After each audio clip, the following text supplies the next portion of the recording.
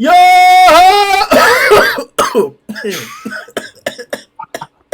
Shouldn't have smoked before this, man. Stop. What a guy. We're keeping that. That's staying. This is the stopping. first video Lord. of the podcast, and this is what we're doing for it. Hey. Yo! What's going on, boys? Merry Christmas. Merry Christmas. Merry Christmas! Damn, bruh. Yeah. Happy holidays, brothers and sisters. So you guys already know it's December 22nd, 2021. Yesterday being 12/21/21. I saw that everywhere. I don't know why that was important, but I saw that everywhere. So yeah, congratulations, you made it here. On to the new year. You did great. You showed out. You impressed those whom were looking, and you did well for yourself. So good job. All of 2021's, yeah, good shit. I was talking to you too, bro. Oh, hell yeah! Wow, cool. I ain't do shit this year. This shit been like, I haven't done nothing. I've been chilling this whole year on my channel, at least. No, we put in work. Everybody's done their thing. So we're here. It's questionable whether this is going to be the last chapter of the year. It looks like we might get one more before then. Do you guys know or not? Of course, No. I don't know. I think he's working on a chapter because No Christmas is a big thing in Japan. I doubt it. I feel like we'll probably get one like first, second week of January. Sounds more like it. If he does release a chapter, like, Murata's a beast, honestly. Because, like, I expected not this chapter, but the chapter before then to be the last chapter. So if he comes out with another one, he's, like I said, he's definitely on his job. I mean, especially because like this chapter is like such a setup chapter. Like it's building up for everything that's going to happen next year. Like, with everything that happened, like the ending, especially like Orochi, the natural water, Saitama's here. The three-way fight. It's all just like an ultimate like 2021 is ending now, and this build up 2022 is where it's at. Yeah, he's definitely made up for the redraws because you guys already know how I felt for the majority of the year. But then, the last 2 months or so, 3 months, he's been coming through. Yeah, bro. That shit was brutal. Oh my god, that was devastating, bro. Like, just as a reader, bro. Not even a content creator, not even anything else. Just as a reader, like, man, that was devastating. Ugh. But we're here with a spectacular chapter. And it was a longer chapter too, so we appreciate that as well. And 155 was shit. It was game changing. It was perspective. I guess reassuring. In the sense that like Atomic Samurai really is faster than Flashy Flash. Especially in the instance that we just seen him now with Garou and Platinum Sperm. Like it confirms it. Like Atomic does the same thing every single attack. Every attack is the same shit, bro. What your niggas thought? What your niggas thought? You thought this was gonna be a nice kosher podcast, bitch, because it was Christmas, man. With that shit, boy. What you thought? Ain't no What way. you thought? What you thought? Nigga, it's Atomic Samurai, bitch. ADF, bitch. Yep. I heard niggas in the chat and in Discord talking about, oh, the ADF is quiet. Where's the ADF? The ADF right here, bitch. We're right here, bitch. Every attack, Atomic Samurai makes constellation in the sky.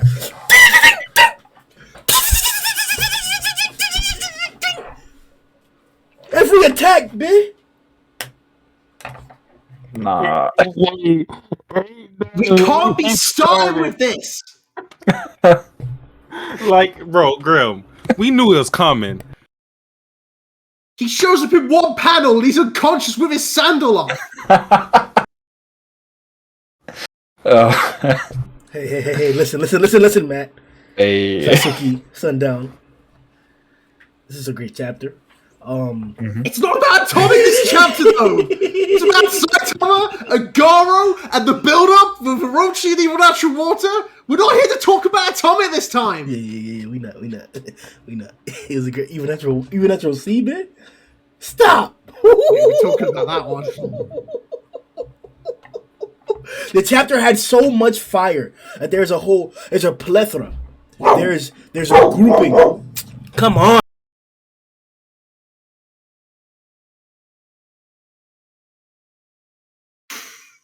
Saying some not so family words, guys.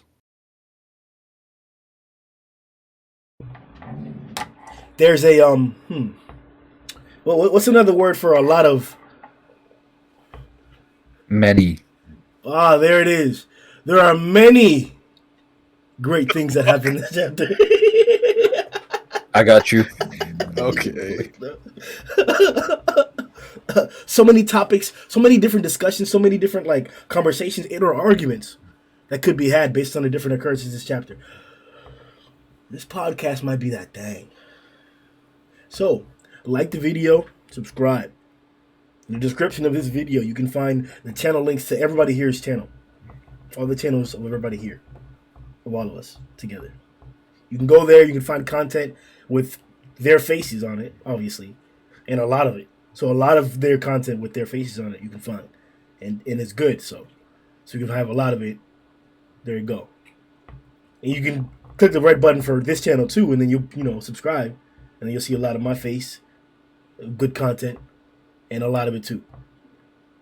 So yeah, that's what you'll do. And then after you do that, you'll click the Discord, which is also there in the description, and then you'll join, and then you'll also discuss with us and myself what you think about this same book that we're all reading, this same piece of greatness. So without further ado, One Punch Man 155. What are your opinions? Yeah, hey, he that guy. He's that guy for sure. He came in before Christmas. He gave us a little something to hold us over the weekend. I said, yo, I'm gonna give y'all what y'all want. Flashy flash, you want that? Platinum sperm, we back. I know a lot of y'all had some questions as to whether he was really with the shits or not. I'm put him in there, Garou, put him in there, and now we got conscious Garou, which is something I've been clamoring for I don't know how long, but now we actually see his thoughts, which I wish we would have got that in the Bane fight, but it is what it is. Saitama, bruh. Nah, I'm not even gonna talk about the chat because the Saitama and Genos shit. I won't say any further. A good chapter. Mate, this is like I said at the beginning, this is just the build-up chapter, like just to get us ready for next year. It's full of so many good moments, like the Saitama Garou fake out, everything with Saitama and Genos was just on top point. Man, like someone pointed out to me just quickly, that was like the first time they've been on a panel together, like in 3.5 years. That's how long it's been since they've been there. It's crazy. Big fan of like the Bang stuff, but we haven't seen that in like, I want to see more of like the Bang-Garou relationship, just like Satsuki does. The freeway fight making stars is super cool. Orochi, who I didn't think could be involved again, is back. And we've been building people in actual water for ages. And it makes me go, I can't wait for next year to see what's going to happen. Because this is going to be like a crazy year of One Punch Man. Because like we'd actually get to like threats that, okay, these are threats Saitama should be facing. Yeah, this chapter was awesome. Everything I thought we'd be getting more and more kind of a slow build up to the kind of Platinum, Garou, and then I didn't expect Flashy Flash to be within those three people. But it turns out he is. And just seeing what they were doing and then seeing the evil natural water stuff, I was like, oh damn, I can't believe that actually happened. I didn't think that we'd actually go in that direction. I thought, that might be a little bit too OP. Maybe that's not the way Murata wants to go. Turns out that's exactly the way he wanted to go. So I was like, yes, this is amazing. I'm really happy with that. Seeing the flashback stuff with Bang, all that good stuff. Seeing Saitama come back as well and his whole interaction with Genos, that was cool. And then the King interaction with Saitama, and then that kind of how he wanted to be portrayed in the eyes of Genos. I thought that was pretty funny as well. But yeah, the action side of this and what it's building up to, and then obviously the Orochi side of this as well. It was really well done.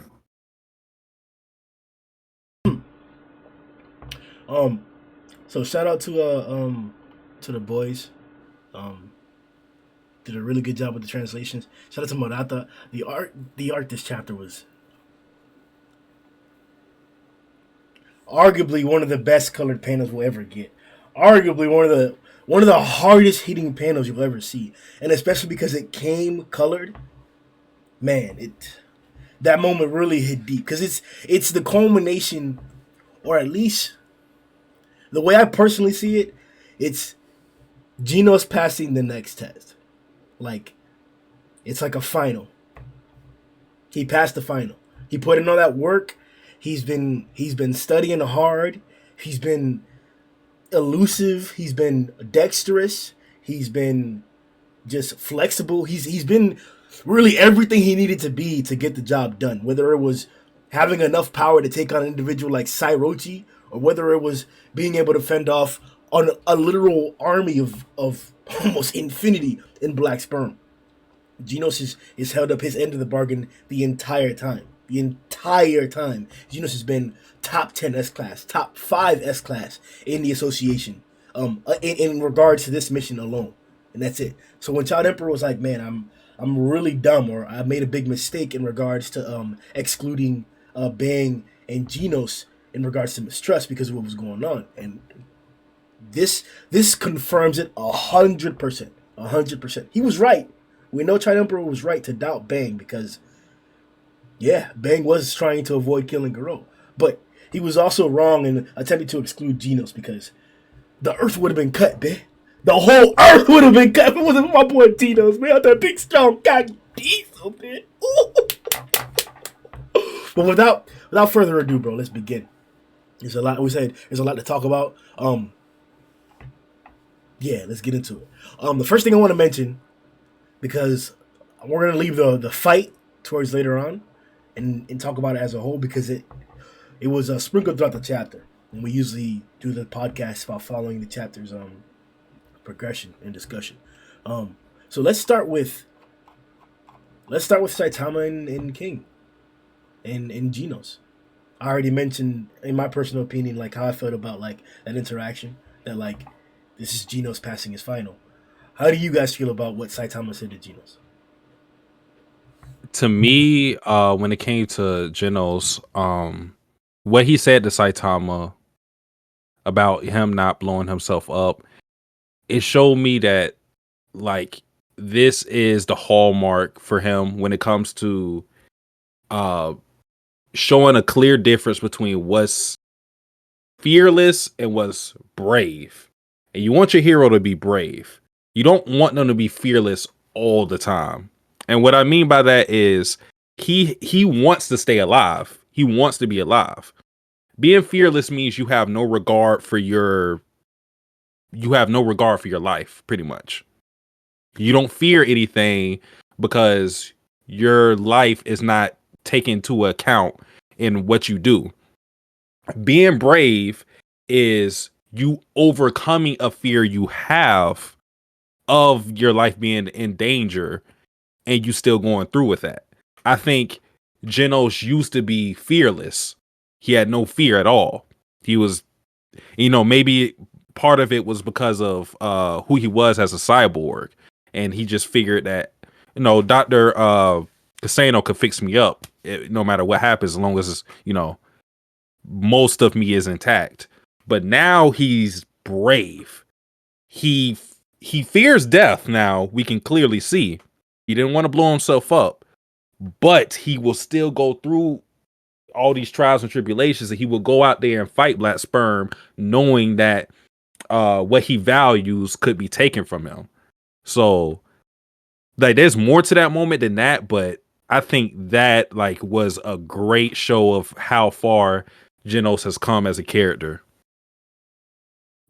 Yeah, I agree with that. I love that he's now ready to push himself to the very point of death, but not go over that limit to death. But I think the art in this chat, like this whole thing especially, is super good for this because literally, this is such an important moment for Genos, as Saitama's going to do it. Literally, he's literally kind of touching his heart with what he's saying, It's like we literally see him do this. As he's like, well, this part of he's gotten stronger, right?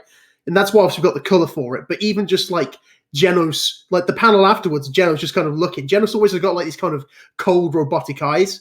but the one after that is like he's getting like genuine, like more human eyes in him. You know, he's showing like he's got like more detailed, and it's just to show like this means a lot to him. What's going on right here? You know, I think even if Saitama doesn't think a lot of this, what I like is that and Saitama's always great with this kind of wisdom that like he doesn't necessarily mean to be crazy, but is always just kind of like very simple but super effective. Same with him and Suiryu at the Super Fight tournament. So I think this is going to be like such an important moment for Genos to remember. Like this is really going to help him define himself as a character in the future, like what he's going to do from now on. Yeah, I have to admit there was a point where Matt was mentioning how Genos looked a little bit more human. He had that kind of emotion heavy on his face, which we don't usually see. And I thought, man, am I reading the right manga? What did I walk into? This is different. Because you see Saitama and he's got like a half blush on his right side. I was like, what the hell's going on here? But other than that, I thought it was a really touching moment, especially for Genos, because I think the whole thing for him has been, like Satsuki was saying, you know, every time you go out into battle, you come back, you get the machine upgrades, you get whatever upgrades you might do for offense, defense, whatever it might be, and you get these kind of earth-busting moves and stuff like that. And it looks awesome as hell, but the part that we, as fans, are most interested in, and as readers, is the kind of emotional and mental progressions that he's making. And that's exactly what Saitama touched on here, which was the fact that he didn't essentially kamikaze himself in order to get rid of the greatest evil around him at that point in time. It wasn't necessarily a weakness in him, it was more his faith in other people, and, you know, the fact that he knew that Saitama was there, he knew that people like Bang and stuff like that were there. So his faith in them, and also his willingness to kind of, you know, survive, fight another day, which I think is important for Genos, especially because he's always been like, you know, okay, I'll just flick that switch and we're all done. It's all cushy, everyone's gonna die. But now he's actually thinking about it and like, I can't do it because Tatsumaki might be nearby or other heroes might be nearby. So he's focusing on not just his life, but the outcome of the other people around him as well. And then making his decisions based on that. So I think it was a really cool moment in that regard as well. Something else, just quickly, is throughout this whole arc with Garou, something that's been super important, in like, not super important, but it's been like kind of a minor thing, is like the details of like master-student relationships. So whether it's like Bang and Garou, Tank Top and the Tank Top crew, Atomic Samurai and his disciples, like even to extent like Metal Knight and Child Emperor, you know, how like, you know, proteges deal with their masters. So it's nice to at least see from like our main character and his disciple that they have a fairly positive one of them just being like, you know, obviously promoting like physical growth, but also like mental growth and emotional growth, not just like focusing on one certain aspect, focusing on like a few different ones.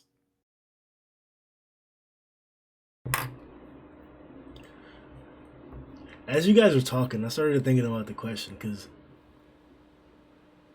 I definitely agree this is an acknowledgement of Genos' growth so far, like Satsuki said. But when Sundown was talking about like how Matt mentioned that Genos looked real or something like that, do we currently have the technology to make Genos a real person in the story?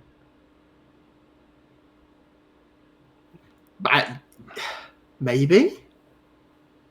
I mean, we don't really know how like bad the damage was to him originally, but you've got like Dr. Genos who reversed his age and made clones of himself.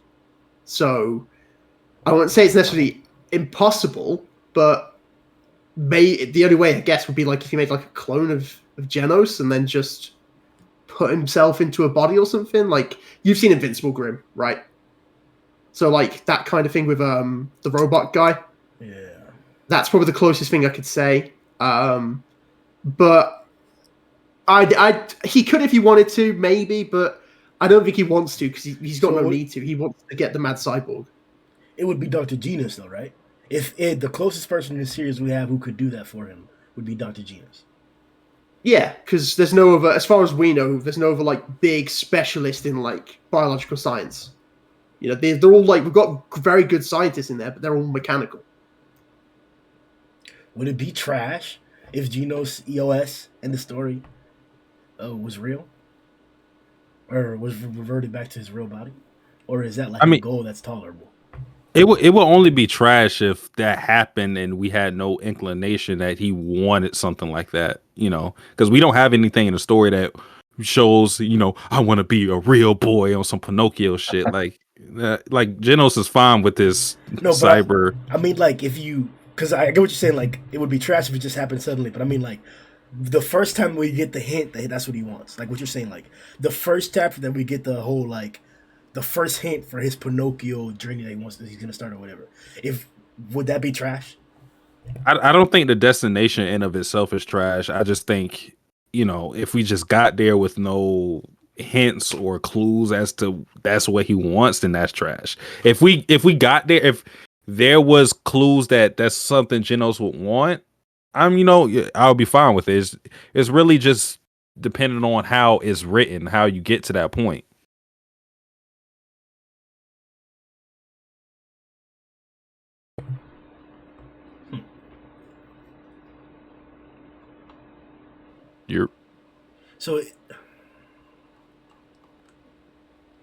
I feel like there's more of an arc like that going on a bit with Child Emperor, where it's more not necessarily about like, but in terms of being a regular person, because like Child Emperor's like he's a kid and he's having to deal with all this stuff that the adults aren't dealing with, and like he's missing out on like school and like social life and stuff like that because he's too young really to be dealing with this kind of stuff.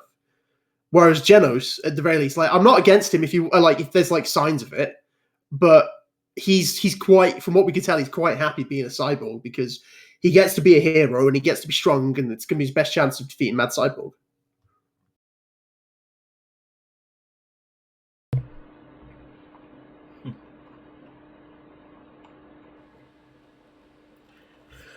So then, yeah, there's more to talk about what Genos said. So, and think widely, the entire arc. Is Genos the MVP of this arc? And define what you would consider the MVP.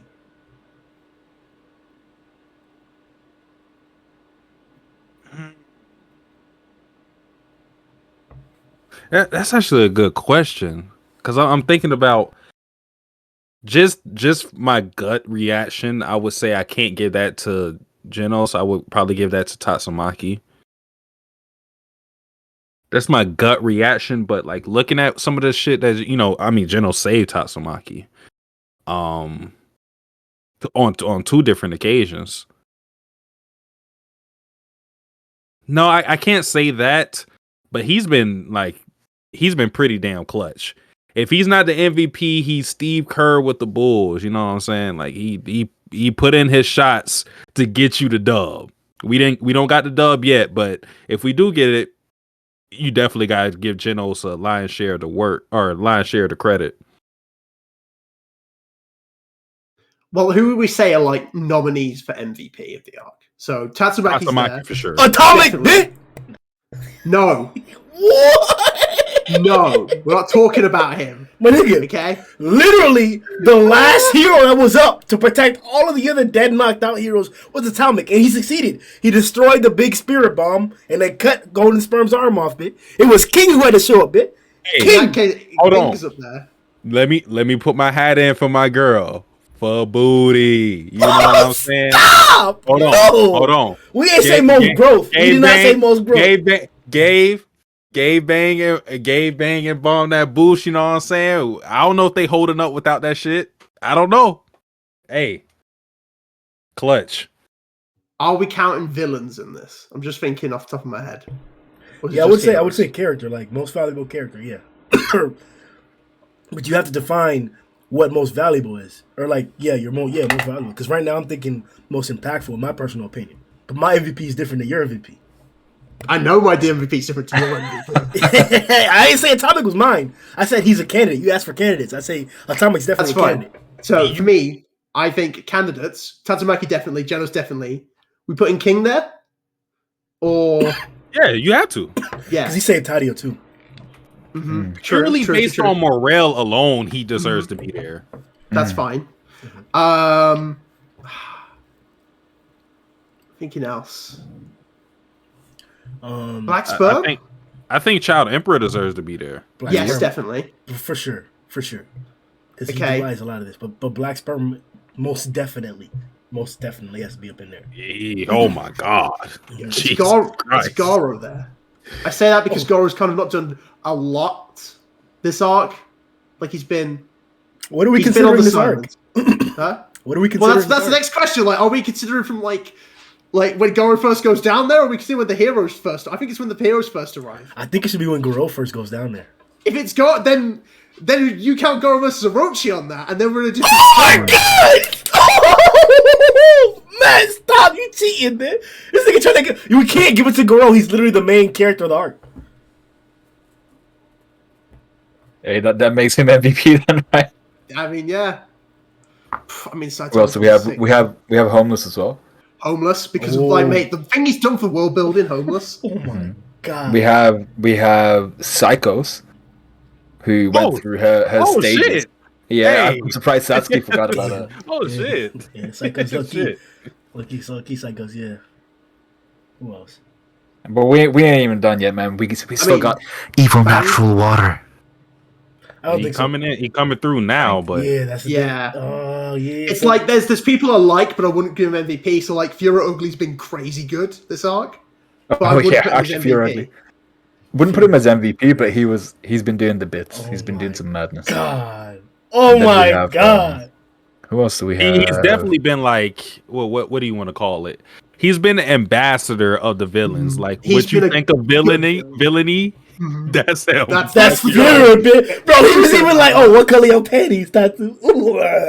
Bro, he was he's sick. Wait, welcome to the face cam, everyone. He Hope you like is this. sick. Was that nightmare material? We've got the voice actor for Fiora Ugly here. Oh my god. You fuck said that. But so that's like half the cod days, really. No. We got Fiora, Right, genuine. Sperm, Garou, Dragon. Yeah, it's like No, I said Did him, you say- but like he's done Nah, he's he done can't be bits, there. but not MVP. Yeah, he can't be there.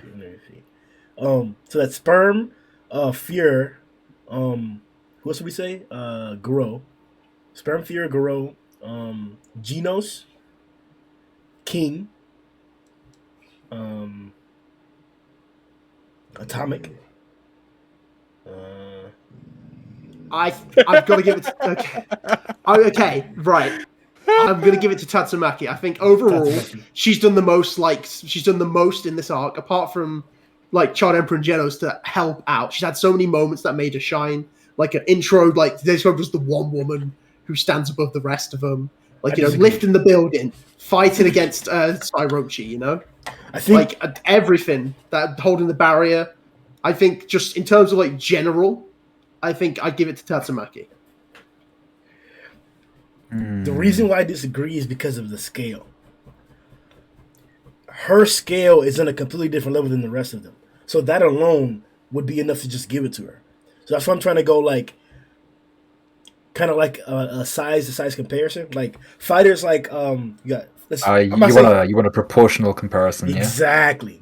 So like if a fighter who's regular S-class level does something outside of his fight as well, like King for example. King got a fight with 3 cadres, but outside of that, which would be comparable feat to Tatsumaki's fight, outside of that, he also saved Tadio. So to me that's 2 points for the King.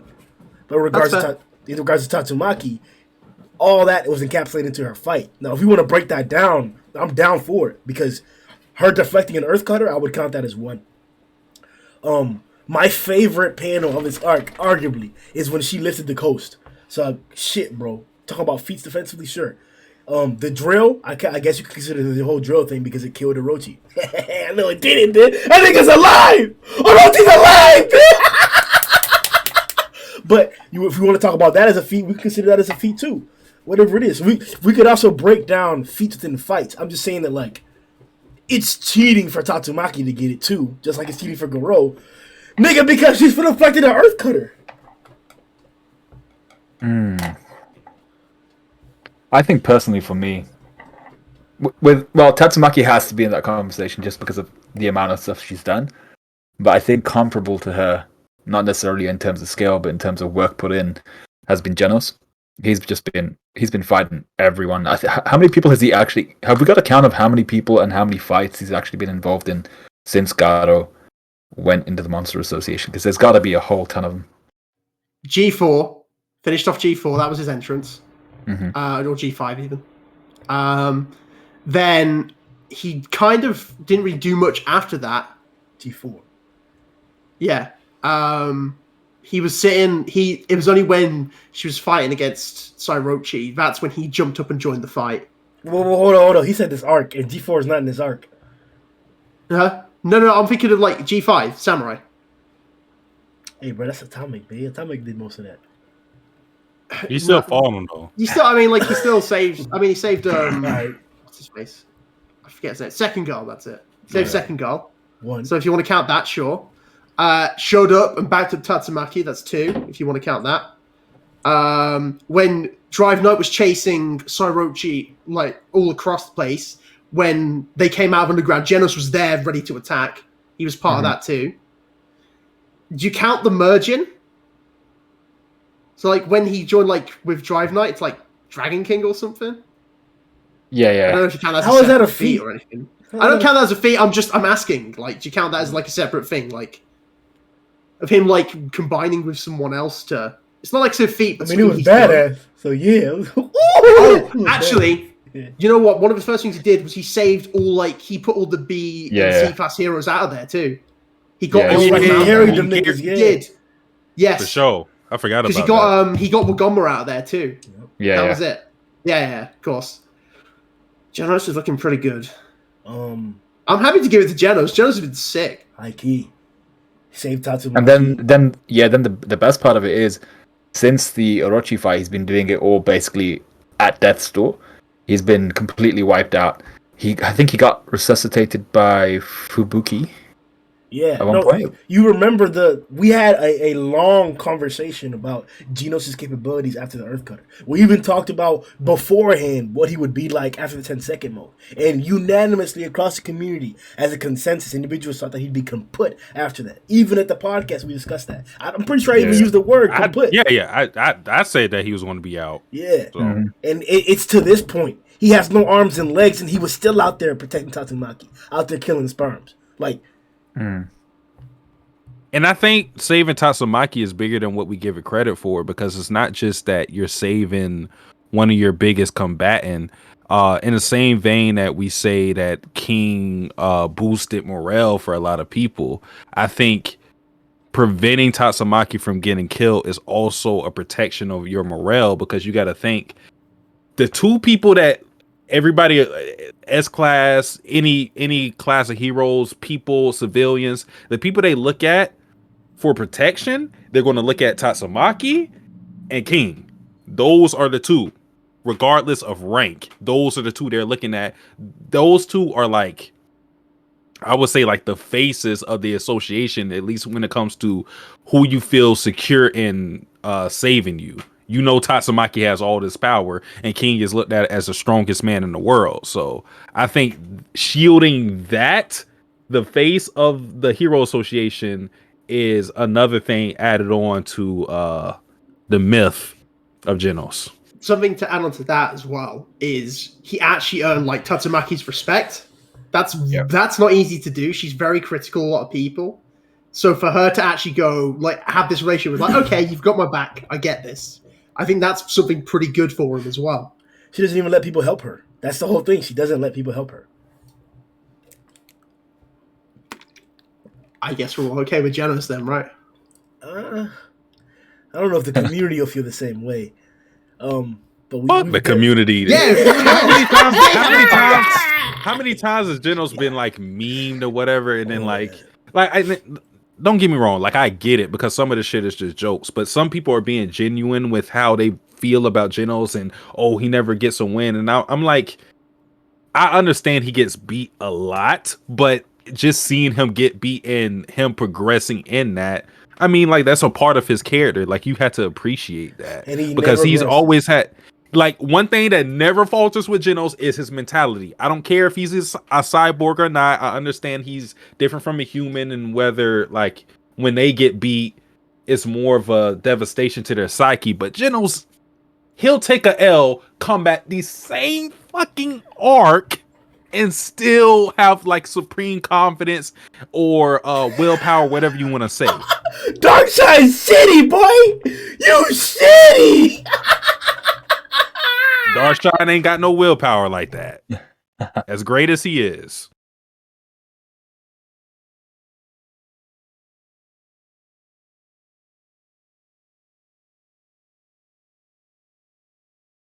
Can you hear me? You're yes, sir. Yeah. Okay. I was fucking my shit. All right. Well, we can't spend the whole time on Genos, but yeah, it looks like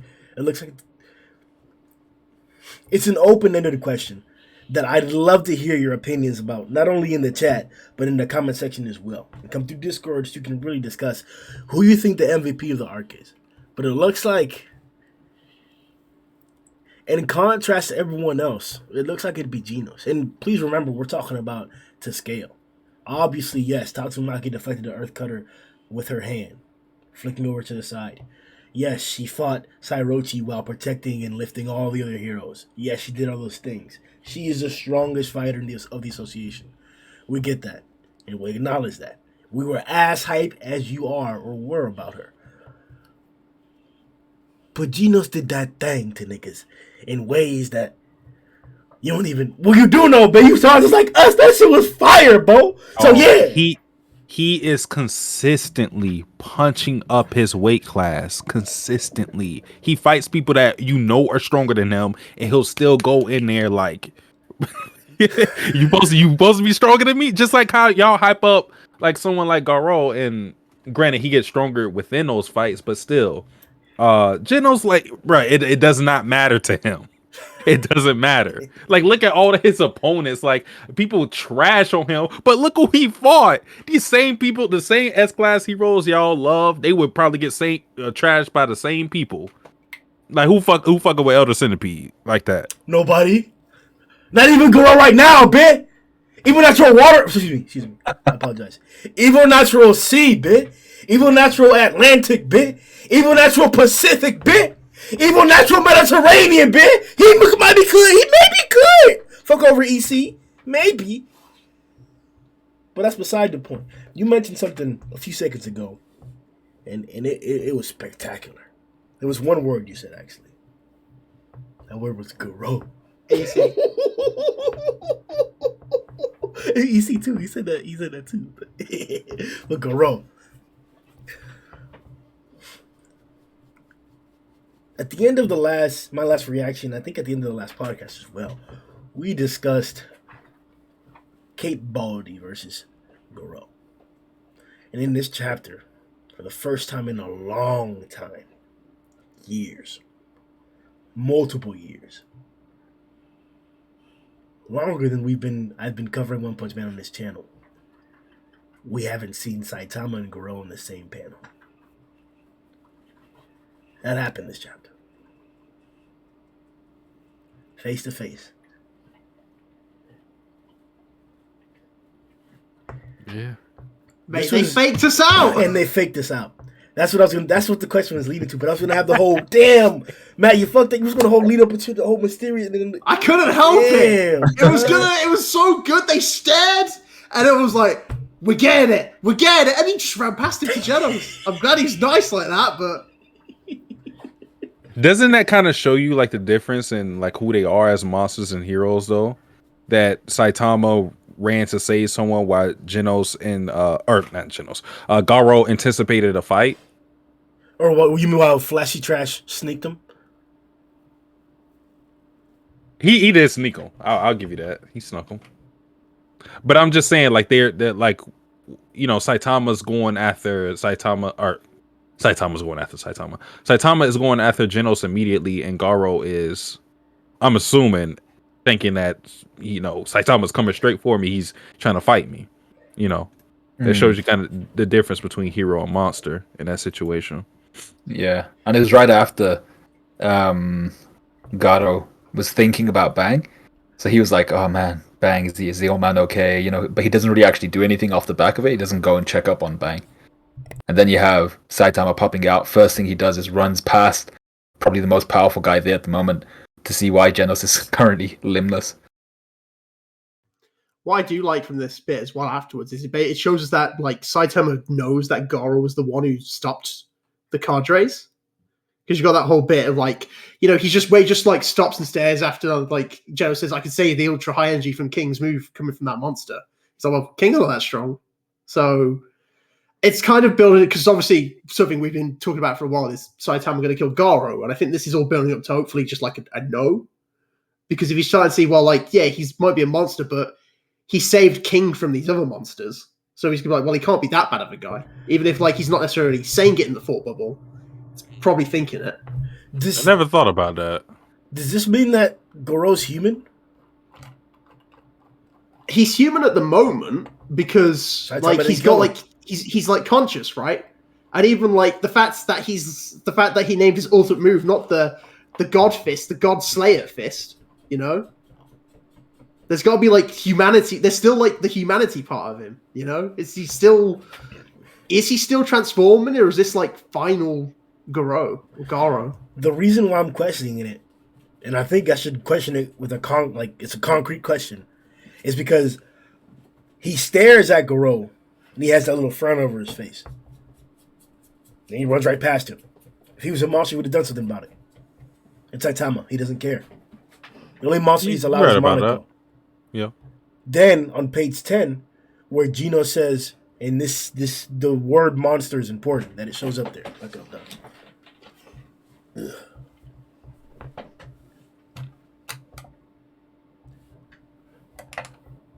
Fucking. Can you hear me? Yeah. Yep. Carry on. It says, I can feel the same ultra high energy of King's ultimate move coming from that monster. And you see Garou in the background with some like Super Saiyan aura coming off the back. They look kind of diesel, man. And then Saitama looks back and he's just like blink, blink, blink, blink, blink, like monster.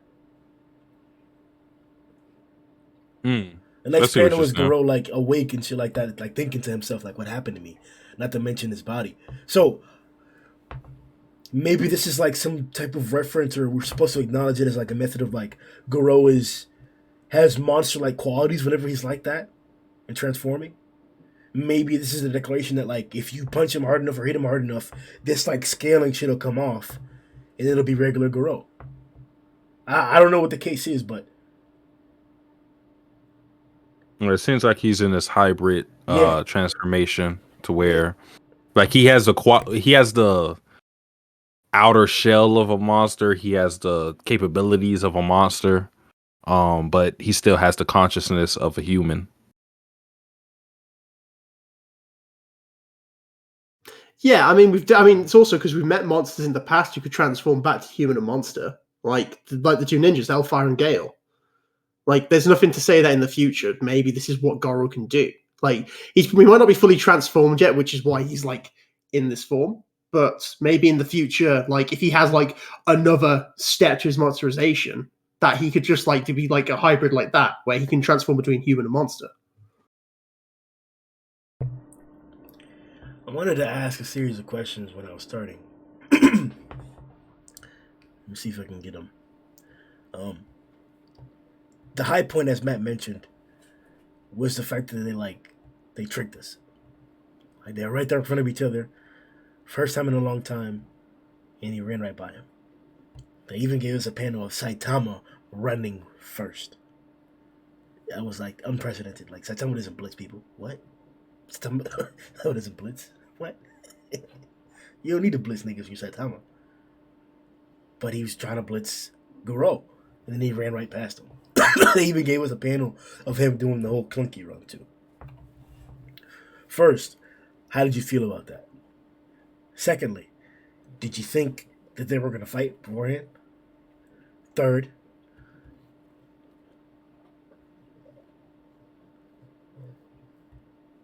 here's no third. Answer those two. Okay, so how I felt about it. My how I felt about it is linked to my expectations of it, because my proof is last podcast, because I thought that the fight was going to be between Garou and Flashy Flash. So I never expected Saitama to fight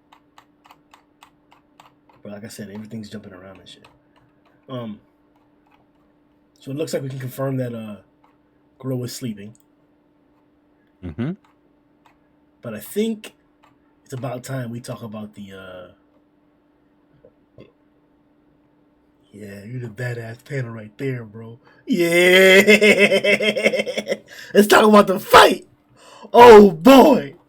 So as Garou's is sitting there contemplating as to like how he got here on the surface. So obviously he's doing the whole sleepwalking shit again. He gets blitzed by Flashy Flash, one of the fastest attackers in the series, and he dodges that bit, showing just like before last chapter, Garou's tremendous speed so far. What are your? Well, I just gotta mention it. I gotta say it.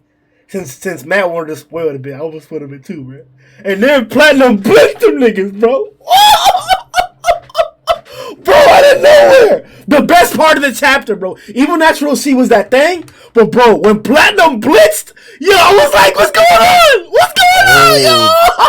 That panel you're talking about. Yeah, okay. Yeah, well, he's like, allow me to pass through for a moment. I'm like, nigga, stop! Yo! It's that Miriam moment. Oh, It is. It's like that. It's got the confidence of like a Merem or a Dio. It's there just being like, I'm coming through. yeah, that was raw. That was cold. That was cold. Oh shit, bruh. So we get the badass panel of the three like lined up face to face, all taking off. Platinum Sperm and Flashy Flash, and then Garou.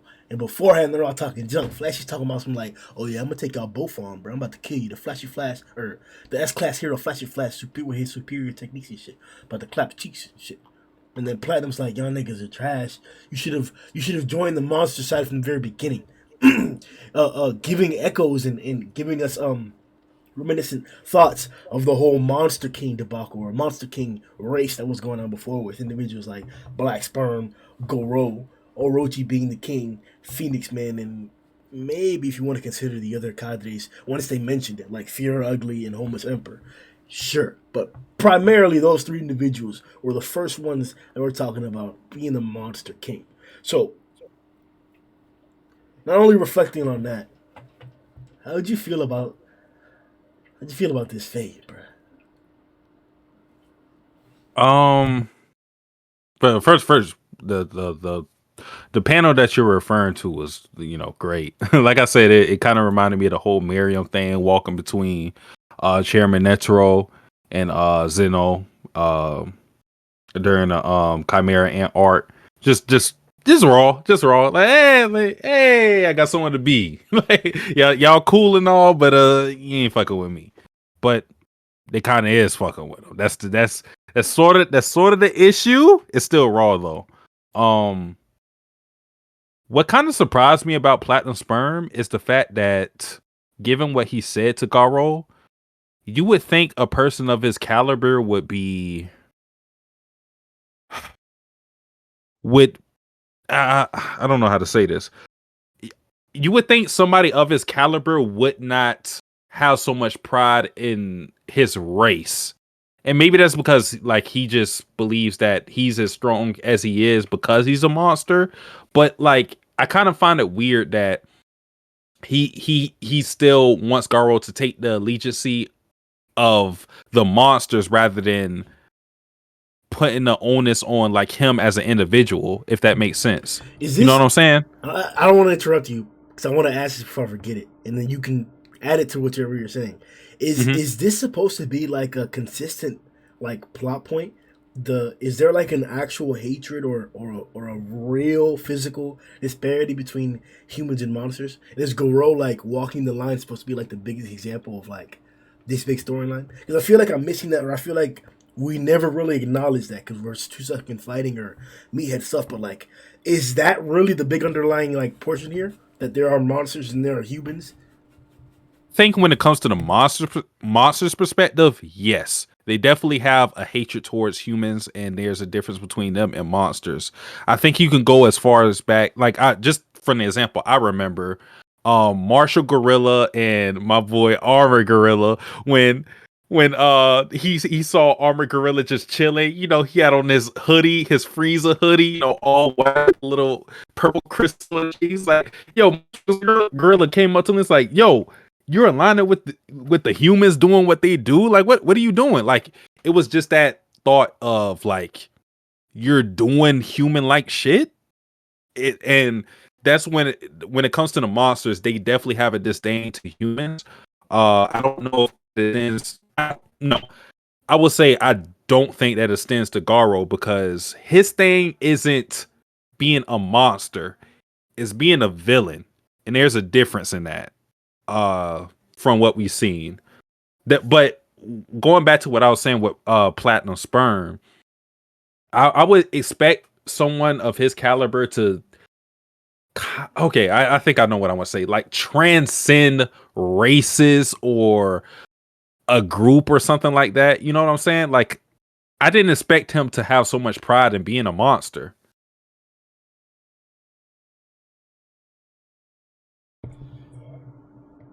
Sundown Matt, what did you guys think of the fight, and do you think that like monster human racism is a strong or is an actual plot point?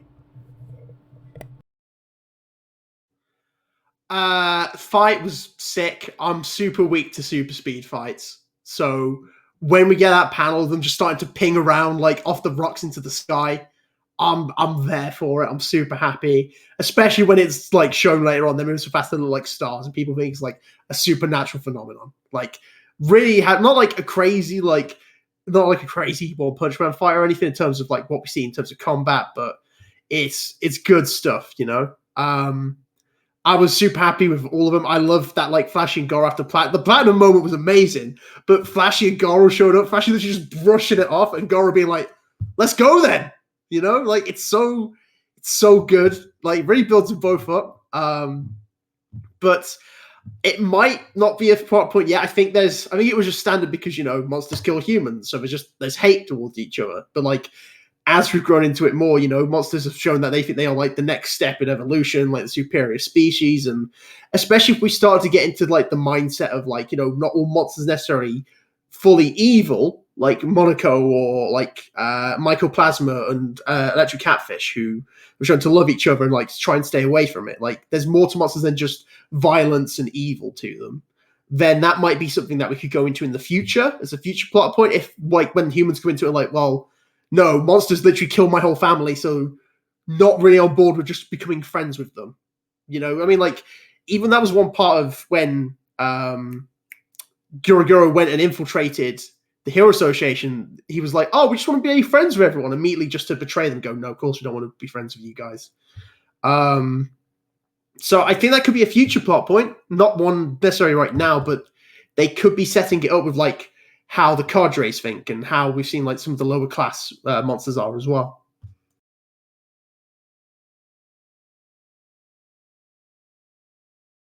Yeah. So Platinum Sperm's entrance was 10 out of 10. I don't think you could get any better than that. Him just kind of strolling through, and what he said as well. I was like, nah, man. Like this guy has so much swag. He just strolls in, does the thing to both of them. I was like, yo, this is sick. But then, like Matt was saying, the fact that I thought Flashy getting hit by that, it would be game over. Like that was just him done. But the fact that he just got up and kind of went, yeah, cool, let's go. And then Garou, I knew would tank that. We've seen him tank so many different things throughout the series. So I felt Garou had a better chance in my kind of mind's eye of surviving that attack than Flash. And then the fact that he then keeps up throughout the fight, I'm not sure. It was awesome to see, but I'm not sure how I felt in terms of the power scaling I had set for Platinum Sperm in my mind. So whether I felt someone like Flashy Flash should be in that realm or not, and I'm still not sure how I feel about that. It was awesome to see, and I really enjoyed reading it. But I think I'm still on the fence about should Platinum Sperm be stronger than this? Should Flashy Flash be able to kind of keep up with him, be able to damage him, and be able to exchange attacks? Like there was a moment where Platinum Sperm rushes Flashy Flash after his entrance, and Flash kind of blocks it with his left arm, Garou comes in from the top and they both dodge.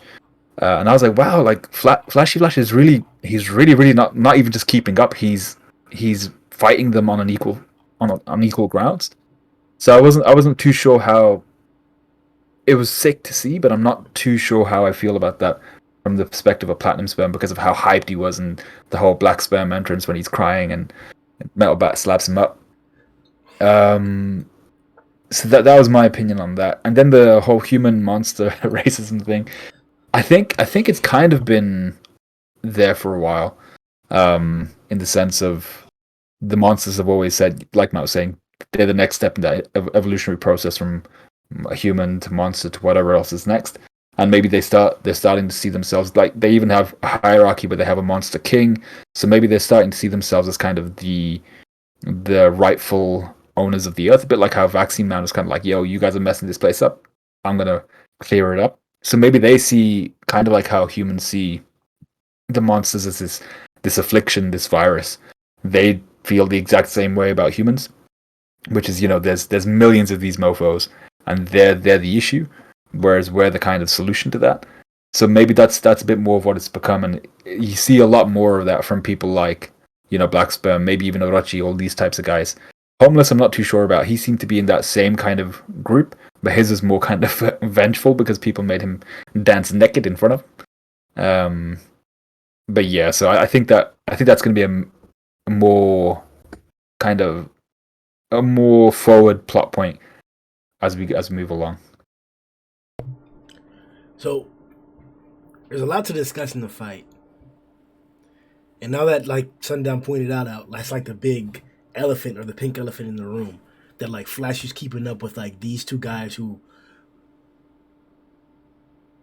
Let's paint it clearly, because this has to be. We know we troll we troll literally every single day, 80% of the time. So we have to make it clear whenever we're being serious and unbiased. So this is one of those instances, right, where it seems oddly enough, these two characters that are involved in this fight should not be dealing with what Flashy Flash is doing. This is a clear, the only explanation to me that comes to mind, and I'm sure there are others that we can entertain as well, is the fact that it's how Matt mentioned it's a speed fight. And because this individual has speed in those echelons, already confirmed that when these guys have now approached that, it seems like Flash is doing crazy, but I think this is okay with what he should be doing. Like, but let me elaborate first, and then you guys can jump in. The instance we're talking about is the panel that I have up here are the three individuals, right? Where Garou has already slammed down into the ground and Flash and Platinum Sperm are jumping out of the way. We had just gotten out of the confrontation where not only had Golden Sperm physically overwhelmed Darkshine, had smacked down Vomited Fear Ugly, who also matched Darkshine, but was sitting there capable of confronting Atomic Samurai in this new form as well. Protected homeless emperor as well. We were counting in the trillions. This is not like billions. We were counting in the trillions in regards to the individual sperms and the threat that they pose to all of the heroes together. We even saw Black Sperm cry because of the greatness of the unification of all these sperms into one. Until he lost his safety valve, those 10,000 detachment or whatever it was. 100 detachment or whatever it was. So this is the last of sperm. Like, this is him putting all his bets into one character. So that's why the opinion, or in regards to the manga only, because I want to make this clear, that's my viewpoint, why Platinum Sperm is being held in such a high regard in regards that we haven't seen him yet. So his expectations are very, very high. In regards to Garou has just overcome Bomb in his first outright 1v1 presentation, which was almost incomparable, bro. Bomb did that dang in this fight. The Bomb versus Garou fight was great. One of the best fights this arc. Overcame him in the same sequence. Consecutively, in succession, he fought Bang, using an unrivaled new technique. Just all kinds of power. That's not a feat that's just That's just casual. Before that, he had mats and overwhelmed Darkseid as well. So it's not as if like Garou's expectations aren't as high, if not higher, than Platinum Sperm. Case in point, the majority of the community was talking about Garou versus Platinum Sperm whenever the transformation was happening, right when Garou showed up. So I don't think it's incorrect to question why Flashy Flash is lasting so long. I just think it's like prominent to point out that like Flashy Flash is very, very fast. That's always been the case. Since we saw him fight the second portion of the fight while the Rebel was fighting. Flashy Flash is a fucking, he's fast as hell. Fast as hell. One of the fastest individuals movement speed wise in the series. So I think it's okay for him to be moving or keeping up with these fighters at this speed. My problem would come in is to when he starts like, I guess, devastating these guys, which hasn't happened yet. I don't think Flash has landed a single hit on anybody yet. On the contrary, Garou has hit both Platinum and Flashy, and then Platinum like captured Flashy, was beating on him before Flashy tried to wind blade kick, I believe, and then he dodged it. So like they have the upper hand in the fight, and I'm not expecting Flashy to last the entire time. That's why I'm not too crazy about it. And case in point, I already pointed out earlier all the hype for Atomic, but we're not doing it. This is unbiased portion here. I think Flashy, it's okay for Flash to be doing what he's doing as long as he doesn't beat down on the other guys, which hasn't been happening. What about your opinions? I think that's a fair assessment. See, this is where my whole, I don't know what you want to call it, I guess a bias. My bias against like speedy characters in manga series and anime series. Because like if you think about it, like someone who's fast and who can perceive speed at the same level should realistically beat most opponents. If you're that much faster than somebody, you should always be able to beat them. Because if they can't perceive you, like it should be easy work. Unless there's some, some situation to where like you can't physically harm them, or they have some they're impervious to your attack, something like that. That's not the case with Flashy Flash, Garou, and Platinum Sperm. However, like you say, Grimm, although he is engaging with them, he's not exactly overwhelming them or like putting in these devastating hits to where they're like, he's just, in this fight at least, he's just keeping up with them. And while it did surprise me because I'm like, he's doing this shit against Platinum Sperm? Like, it definitely surprised me. I'm not going to act like it didn't.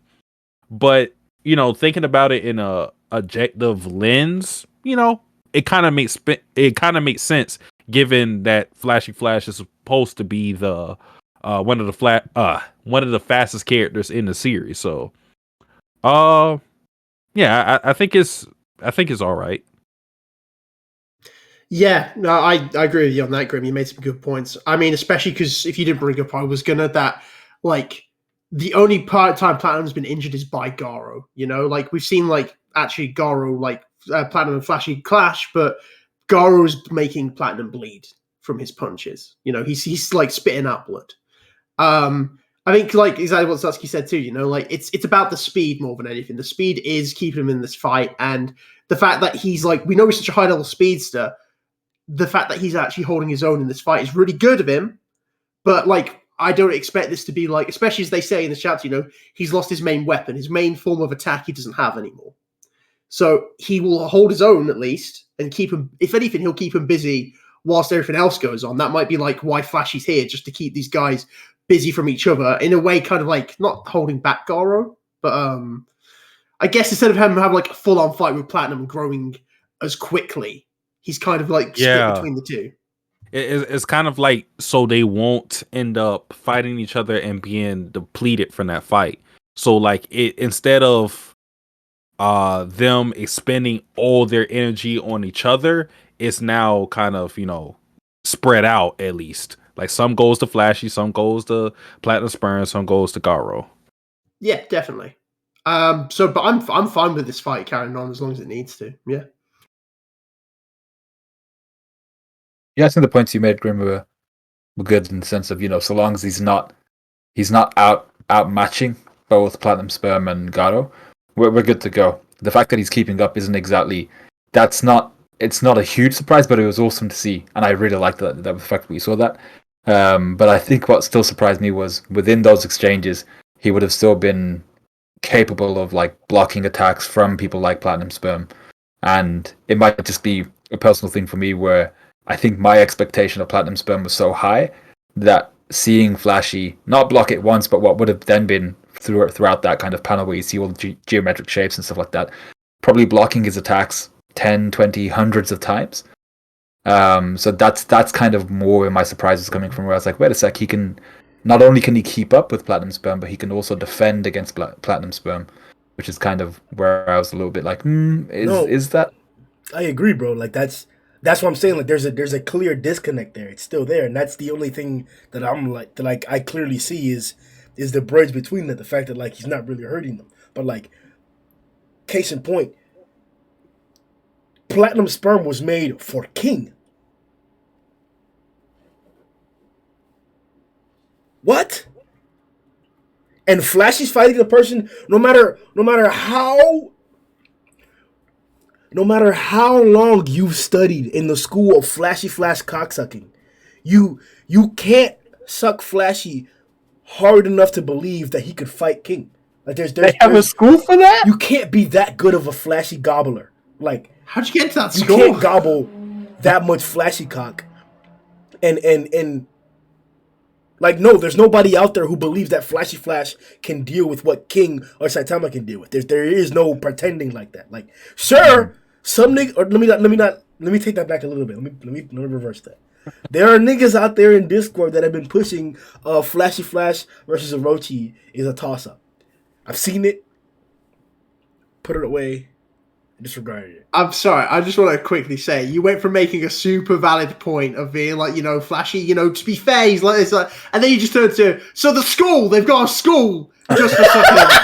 And I was like, where'd that change come from? It was like 2 grams, mate. Yo, they be out there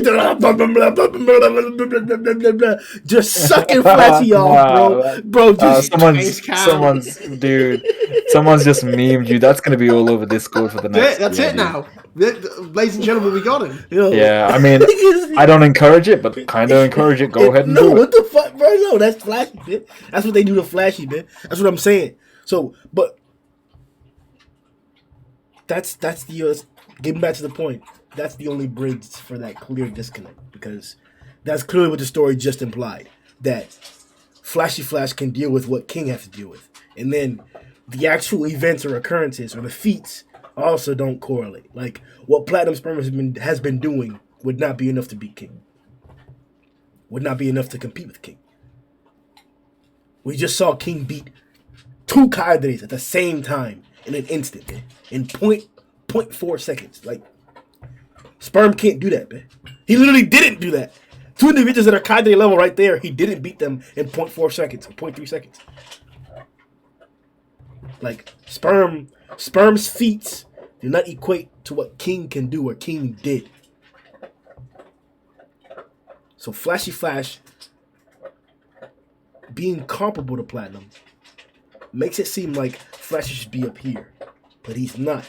His feats are showing that he's still back here where we expect him to be. And that's all I'm pointing out. That his speed, we always knew his speed was there. And now he's portraying his speed being here, just up against higher individuals. But it's like Satsuki said, if you can't get hit because you're so fast, the fight could take a long time.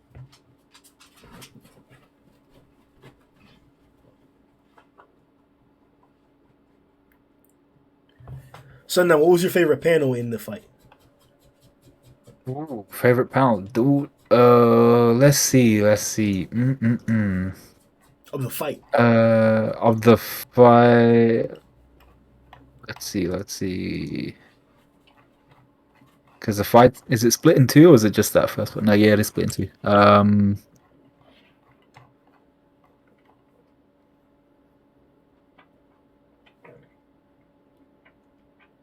I think possibly the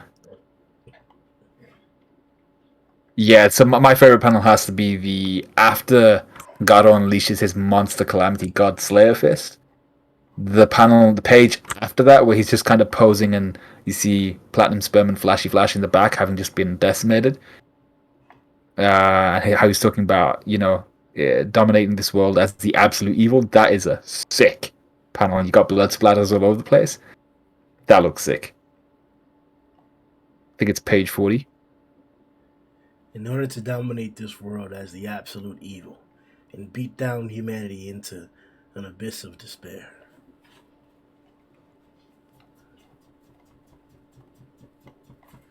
Monster Calamity Godslayer Fist.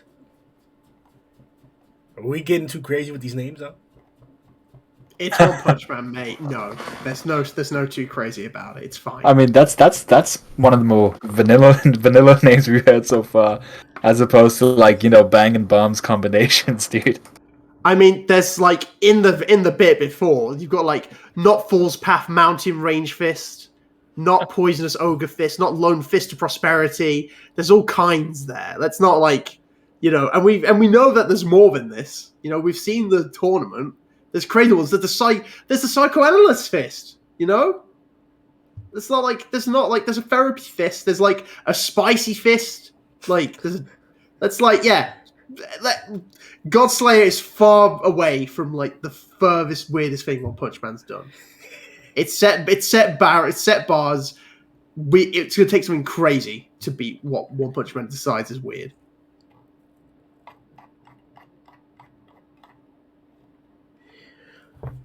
It's actually a topic that we should talk about more in depth because there's a lot of background to it. Like, do you think it's we all like One Punch Man, and we could judge it and discuss it unbiasedly, right? So, has there been enough support or groundwork laid down to say that like Garou should be making a fighting style? And obviously, the big point or the strong point that we have to acknowledge is his learning ability. Everything that he learns, he incorporates. But he's always been using the water stream. Are we to pretend that these styles that we didn't see him encounter, because we never saw him encounter a single one of the styles on this list or a single one of the styles in the fighting tournament? We're not to assume that every single individual who fought during Garou's year fought during Saitama's year. I'm assuming that not every single one of those styles is a return. So, can you hear me? Yeah, keep going. You good? Okay, sorry about that. Grimm. Yeah. Yeah. All right, bet. So, is there really enough groundwork to say that like this fighting style that Garou came up with is valid and not like some out of nowhere stuff that he's getting for this pinnacle? Or like, did you expect this? I didn't expect him to get his own fighting style, but I think it's fully there. I think the groundwork is there. Like, even before like Garou showed up, there's like a side chapter of like when Saitama and Genos were at Bang's dojo, some guys show up to defeat the dojo, get like the dojo title. And Saitama and Genos defend it. Bang shows eventually defends it too. But as those guys walk away, because Garou's been going around, actually, it's revealed he's been going around challenging dojos to fight styles as well. So in terms of like, it's a small callback to it, but this could be like a reference to it. I don't know if any of these are on that list of any of these fighting styles are on that list of the guys who fought against Saitama, Genos, and Bang. But I think it's there. Like, he's been through enough of like it's all about like, we know that fighting styles and techniques are all about how you want to base your fighting style. We know Bang obviously had like a super offensive one, and then after losing to Bomb, he decided to go for a more defensive one, like focusing on self-defense more than anything. So for Garou to go through all these experiences and go, okay, humans, monsters, I fought them all. I finally got my fighting style that I can use. This is my original technique. It makes sense. He's honed his martial arts to the point where he's like, this is how I fight, not mimicking Bang or Bomb or anyone else. This is me. This is how I do things. When I first saw the I got a comment on this Hunter x Hunter or Hunter x esque panel where it's like, I mean, it's still art in the background at the very least, but it's mostly text. It's not to the same degree, obviously. But when I first saw this and I'm seeing all the listed styles, I thought I was tripping because I'm like, I have not reread One Punch Man, so I thought I was tripping. I was like, when did Garou learn all this? Like, what the? Who had the Purgatory Abyss Fist? I was like, who was that person? So I thought I was tripping when I first read that.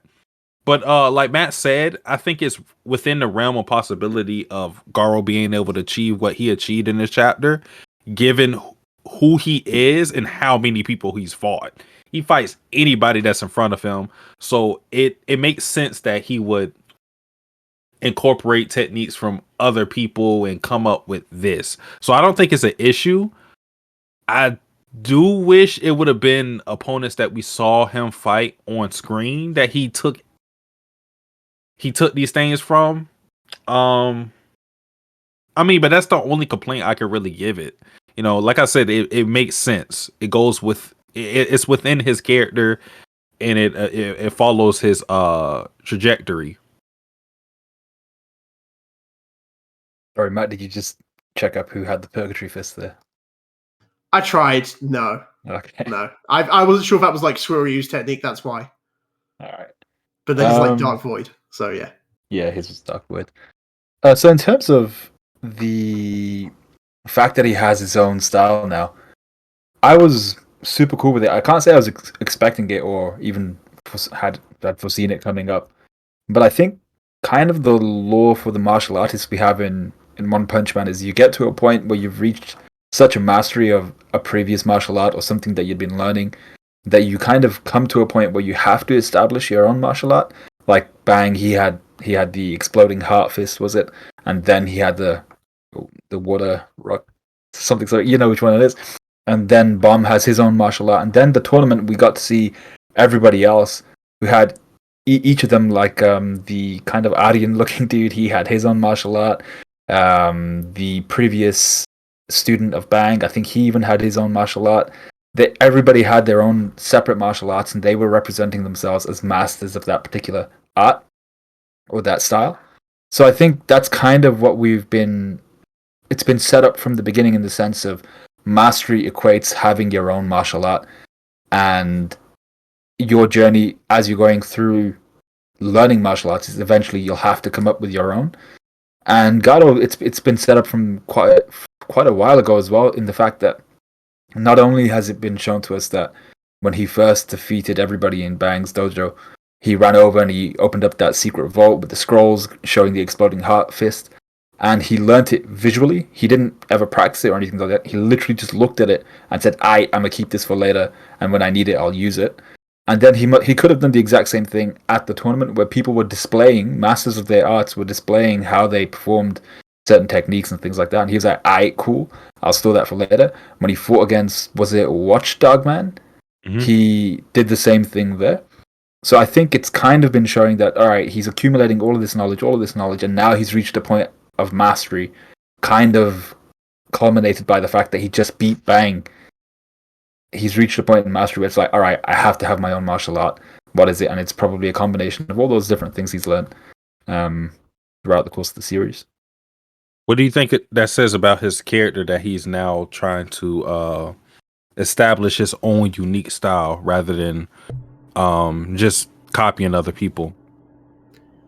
I think it just says that it's Garou. I mean, that's what Garou's all about, you know? Like, he wants to be ultimate, absolute evil. He's not, like, on the side of heroes or monsters. He's his own thing. So, he's been through his experiences, and now he's like, okay, I'm ready to fully be my own thing.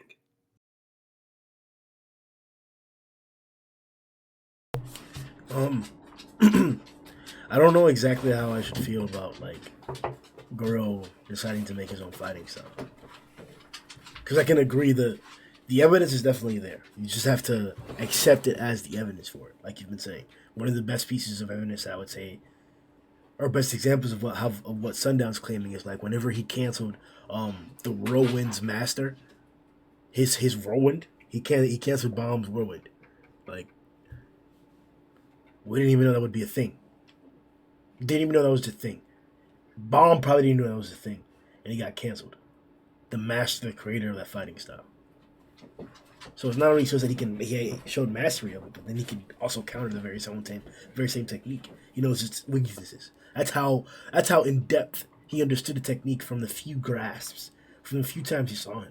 The first instance when he fought him up against EC, and the second time here fighting him 1v1. So I could accept that it's his fighting style.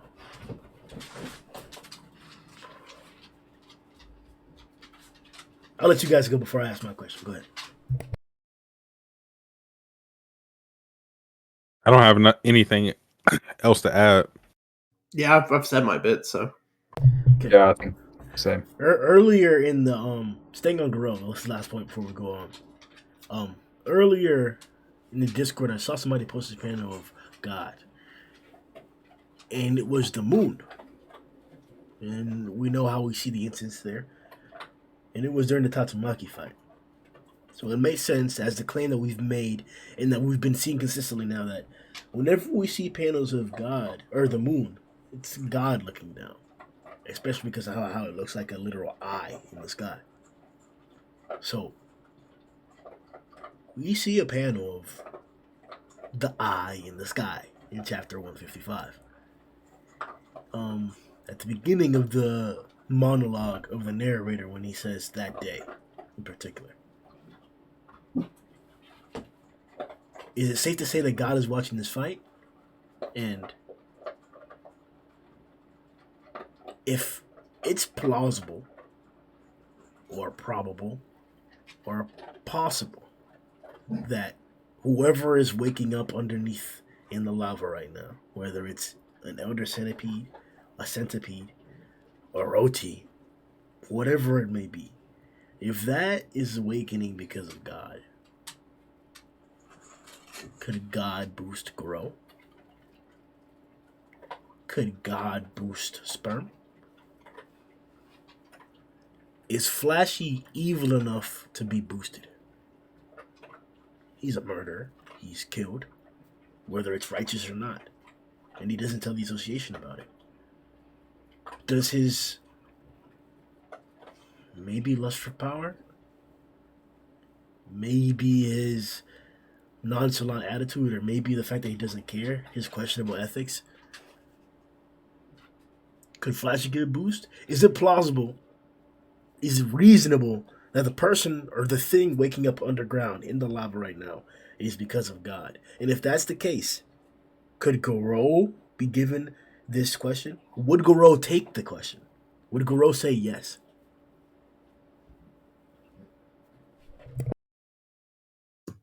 So I think just quickly, with to do with Orochi, to me, I think it's obviously God's getting involved because literally the whole panel before is literally God going, not even God could stop me or whatever. And literally the next thing we see is like the mural of God as Orochi starts to change. Like to me, like you've got the moon, you got the mural of God. To me, that's like, yes, of course God's getting involved because Orochi was literally like pierced by a giant spinning drill made by Tatsumaki. So for him to just suddenly come back and like have like a new form again, as it's been hinted at, like I don't think unless like God's getting involved. To answer whether Flashy would, I get what you're saying because obviously he's done a lot of bad things. That's definitely true. But for me, like whenever God has gotten involved with change, it's when someone's been at like their lowest point. Homeless Emperor was ready to kill himself. Psychos was at the lowest point where she was going to lose to Orochi, like lose control, wrestling, all the plans are coming undone. Orochi literally has had like, he's been beaten up so much, you know? So like God tends to come to people when they are at their lowest. So unless something happened to Flashy in this fight and he's like, damn it, if only I had more power, which might happen because of course he's in a three-way battle with Garou and Platinum. Like maybe, but he's kind of got, as far as we can tell, he kills bad guys, but not necessarily a fully bad guy himself. As for Garou, God might be able to force it, but I don't think Garou would want any part of it. Like Garou prides himself on his own kind of self-growth, you know? He's the one, he's not looking for like shortcuts necessarily. He's looking at like getting strong as fast as he can, but not with like necessarily anyone's help. Like he didn't take a monster cell because that would have boosted him. He did it his own way, you know? He still stayed true to what he was.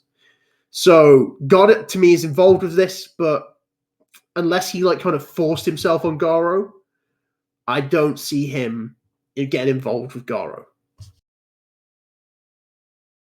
Yeah, so on the God topic and him granting more power to people first, I'll talk about that first.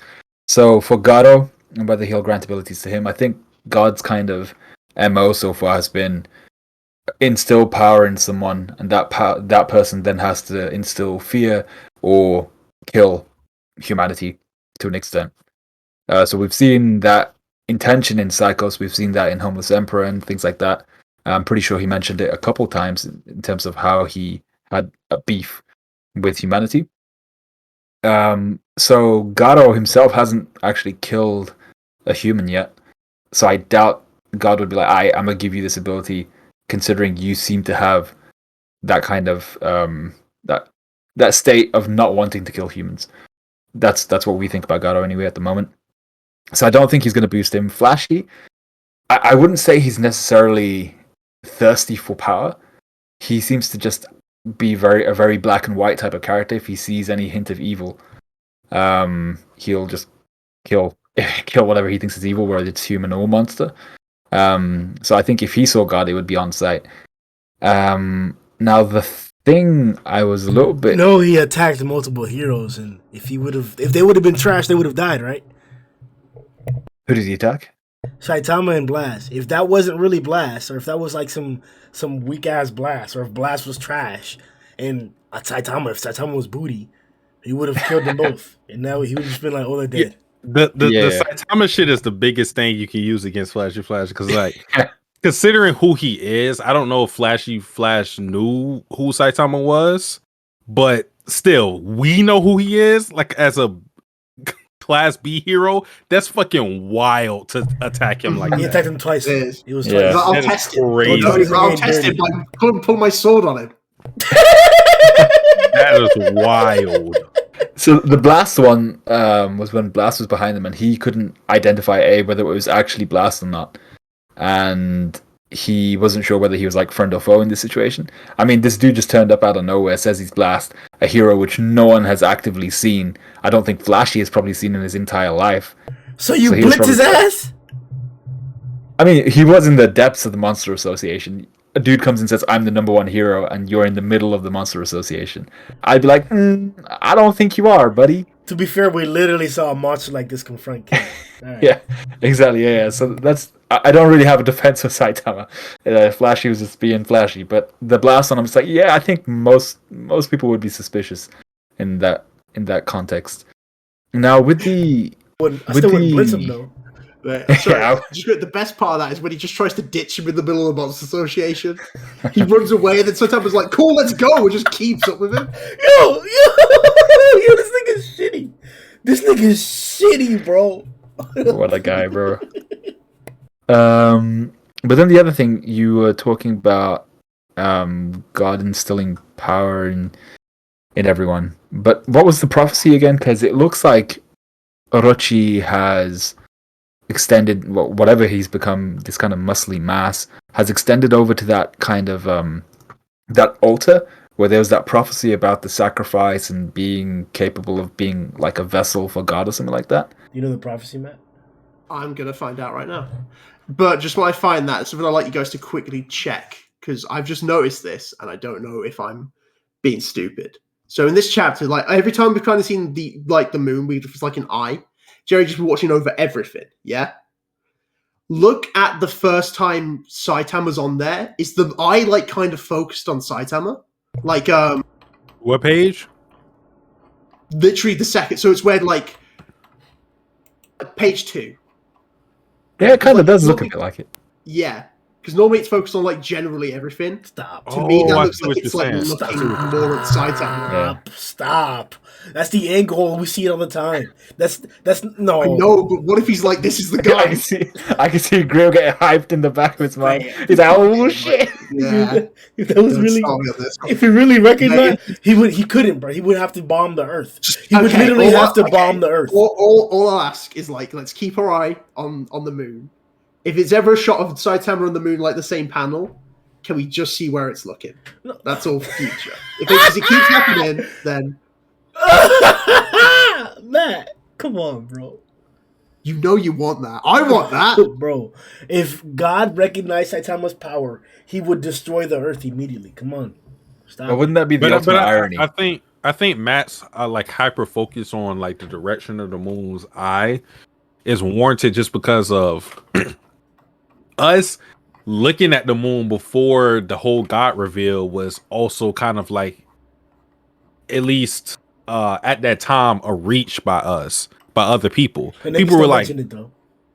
yeah, I mean, yeah, like people were like, why you guys focus on the moon? Like, it's just the fucking moon. Like that's all there is to it.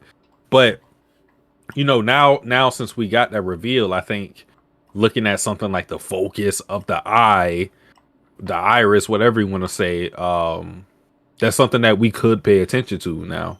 No, we have to, because even if you look at this chapter alone, there are multiple instances of the fight that are not just white panels, white backgrounds, where we don't see the moon. And then you see the moon in certain particular and specific panels. Like the one that I mentioned on page 30, the one that Matt talked about on page 2. There are certain times where we're seeing the picture of the moon. And like you said before... God, like they fading, boy. Hey, you like... World Star! Go get him, girl! No, but that's like... If it's not like a unanimous consensus now in the community, niggas should start really talking about that. In Reddit, go ahead and start sprinkling the seeds around, because whenever we see the moon, we should be assuming that that's God looking down. That's my assumption. The Tatsumaki fight almost confirms that like 100%. We see a literal box, one of the smaller square boxes that'll be within a bigger panel. It'll be like the smaller square with a picture in the center like that.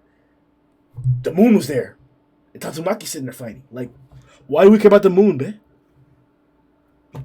Okay. So, just quickly. So, it says, crossing the vast expanse of time, our God shall be resurrected on this earth. When on this altar, a worthy sacrifice is offered. So, if Orochi is like fully like sacrificed on that altar, is he like the next? And if God's taken his power back from Homeless, is he like the next incarnation? Nigga, this confirmed it. You just confirmed it yourself, Matt. You guys were wrong. Y'all niggas told me God not finna get resolved this arc. He has to, bitch. He has to. But you also said God was weaker than Boros. So he is. Nigga, Boros would clap God, nigga. Boros would. Mate, I don't know if you saw the comments. Yo, you're very pleased low right on now. that one, mate. Yeah, man. But this is what I was hinting at. So, the fact that you see Orochi's, the remnants of his body extend towards that altar, and he should be at death's door, and if he's being seen as a sacrifice, I'm just like, well, there's got to be nobody as worthy as Orochi at the moment, unless maybe Garou or Platinum Sperm, that's worthy of being a sacrifice for this god. And then it's what happens if he is sacrificed? Does God, instead of saying I'm going to be on the moon pewing flipping powers at people when they reach their lowest point like Matt was saying, is he actually just going to turn up and be like, yo, what's up, guys? And then kind of making himself the villain going forward. So maybe he won't be clapped by like anybody at this point. But he makes an appearance, and maybe the vessel can't take it for that long. Maybe Orochi just collapses in on himself. But there's got to be something there. There's no way we'd see the altar, we'd see the inscription again, and we'd see God standing above that creature. There's no way that we would have seen all of that without there being some sort of, appearance of God, I think, coming up. The first thought that came to my head was, you could do something where, like, you resurrect God inside of Orochi's body. He's sealed on the moon right now. You resurrect him inside of Orochi's body, and he's not that strong. Then you keep him alive, or you extend him into a different arc by having him not fight anybody and just like crawling out of the earth or something like that at the end of the arc. And then he gets like a whole Garou type ordeal. But that seemed kind of repetitive to me. So that's why I was like, one doesn't do things that are like expected or that even follow a line of logic. Like his connections are so diverse and so creative that like you really don't expect how he's connecting these parts of the story. I feel like that won't be the case. I feel like we won't get God resurrected inside of Orochi's body and then him slowly gaining power. I think this will be devastating quick whenever God decides to get involved. But this is, like you were pointing out, a worthy sacrifice like Orochi. He's on there. He's on the actual mural. So I was kind of seeing it as like not only that being an example or a depiction of what should happen in order for this to occur, in order for the resurrection to occur, but damn near a diagram of what has to happen. Like you have to have Orochi and certain other monsters. I don't know if the death of Homeless would count towards this, because there haven't been very many monsters then who have died in the altar. Because if we're talking about like him being drilled down and being killed on the altar as being the catalyst for this, then the diagram or the mural also shows other monsters being offered up to God. So what has to happen? Is it just like God is up there, so he's on the moon? That's that mural showing him up being at the top of the mural. Then as long as monsters are dying, those sacrifices are going up to him. Like every person who dies having been involved with God's power or the sacrifice, where you what was the word that he used whenever he was talking to Saitama and Flashy? Forfeit your soul or some shit like that. Like whether that's how he gets energy, gets power, or gets enough to come back into the real world, or whatever the case may be. If the mural's depicting that, then fine. Then this counts towards that. You don't need to actually bring monster down and physically kill them on the altar, like is what just happened with Orochi. Homeless dying could be part of the offering to resurrect God. But if not, then we do have that problem there. Because nobody has died down there. I think Phoenix and Child Emperor had a fight down there. Neither of them are dead. So, I don't know. Does this sacrifice have to be a monster? Well, the mural shows that like it's a sacrifice to God, and the sacrifice looks a lot like Orochi. So even if it's not, it's a very like monster-like creature. That's probably the next thing. So like, I guess maybe it's like something as powerful as a monster, because obviously there's not many heroes who are as strong as Orochi. But it's almost like almost like smaller sacrifices to a bigger sacrifice. Kind of like Grimm was saying, like with souls, and like, you know, maybe there's something there with that kind of thing. Is like, you know, these greater sacrifices are what bring God. So like small sacrifices aren't going to do it. You have to do something at least as like a dragon or above dragon threat. Once that has to be sacrificed to bring in a god. Okay. I'll say what I was going to say anyways. Just based on what you said, I don't think this is going to happen, but I'll just throw it out as a possibility. We have the king on the chessboard. You know what I'm saying? That could be a sacrifice. At least when it comes to the heroes, we know how. Hello, Keisha. Hello. We can't hear you. We can't hear you. Oh, Keisha, you and your jokes. Keisha, that's pretty offensive. Come on, man. No, there was a pop-up box and it wouldn't fucking go away. There we go. How you like the new light? I've got an 18-inch ring light. We Nice. love you. Have a You're remote. beautiful. It blinds me. I'm still Hey, just quickly before we forget that, Satsuki, are you saying they're going to sacrifice King to bring God up? No. I was just bringing that up as a possibility. I don't necessarily think that's going to happen, but No, I'm not saying that's bad, but that's like the saddest moment of the series. If King dies to bring God. yeah, because just thinking about it, just thinking about it like on paper, sacrificing the king to bring God. Exactly. Like, what's a king to a god, right? Yeah. Yeah. Well, you gotta wonder if there's anybody there that actually knows about that little cavern, and whether anybody knows about that prophecy / inscription. Nobody does. That's the thing they bring up actually in the chapter, is literally like the true prophecy of like God being in the background. The only person who ever saw that was Orochi, and that was when he like got beat by Saitama. That's the only time anyone's ever seen it, and then the ground crumbled. Only Orochi knows about the true prophecy, and even then he's not like talking about it. Yeah, because he tunneled down towards it, didn't he? I gotta say, I love being on the podcast with you guys because you guys bring up things and catch things that I completely forgot about. I definitely got to reread One Punch Man, but like I said, I definitely appreciate y'all because I don't be remembering shit. I have a lot going for me, so One Punch Man. I've just got to remember like everything that happens. I thought forgetting things was my shtick. Shit, my memory. Ooh. So I guess we've already talked about it pretty much, right? Keishan, quick thoughts on the chapter, and then we'll talk about Evil Natural Ocean. There we go. Yes, that's what I want. Okay, love that Saitama actually recognizes Genos' growth, and which is interesting how it was more from the heart than the general strength, because, I mean, Genos is getting stronger, sure, but, I mean, he's still getting his ass wrecked, but hey, that's his whole thing at this point. We just love it, because it's like, he's going to come back stronger, new form, whatever, but hey, Saitama recognizes this growth, and that is what Genos' like whole goal in life has been to this point. So, love that. Let's see. Just Saitama it's like, wait, is that the guy who beat you up? Yes, now we can see the stupid shit I do when we do the normal podcast without the cameras. Oh god, I forgot. Mate, you have missed out on some things, okay? Watch the podcast when it's back and focus on Grimm, okay? Oh god damn, no. All the horrible things that he'll do on camera. I gotta look back at it too. As much as we want. We can't hear him. It's great. Just be around the Discord. No doubt you'll see what will happen. Hey, no, don't be looking at me, bro. No, none of that shit, Doc. None of that shit.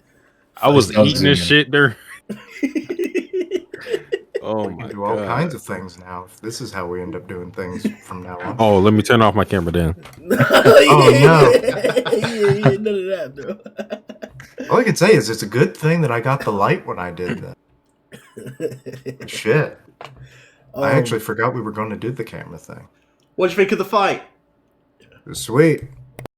Good. Just like, I just love Platinum just coming in and he's just like, I just walked past you JoJo style. That shit on fire, nigga. Hell yeah. Just scrolling through the chapter to refresh on a few little details, and I see that, and I'm like, oh, yeah, that's straight up JoJo.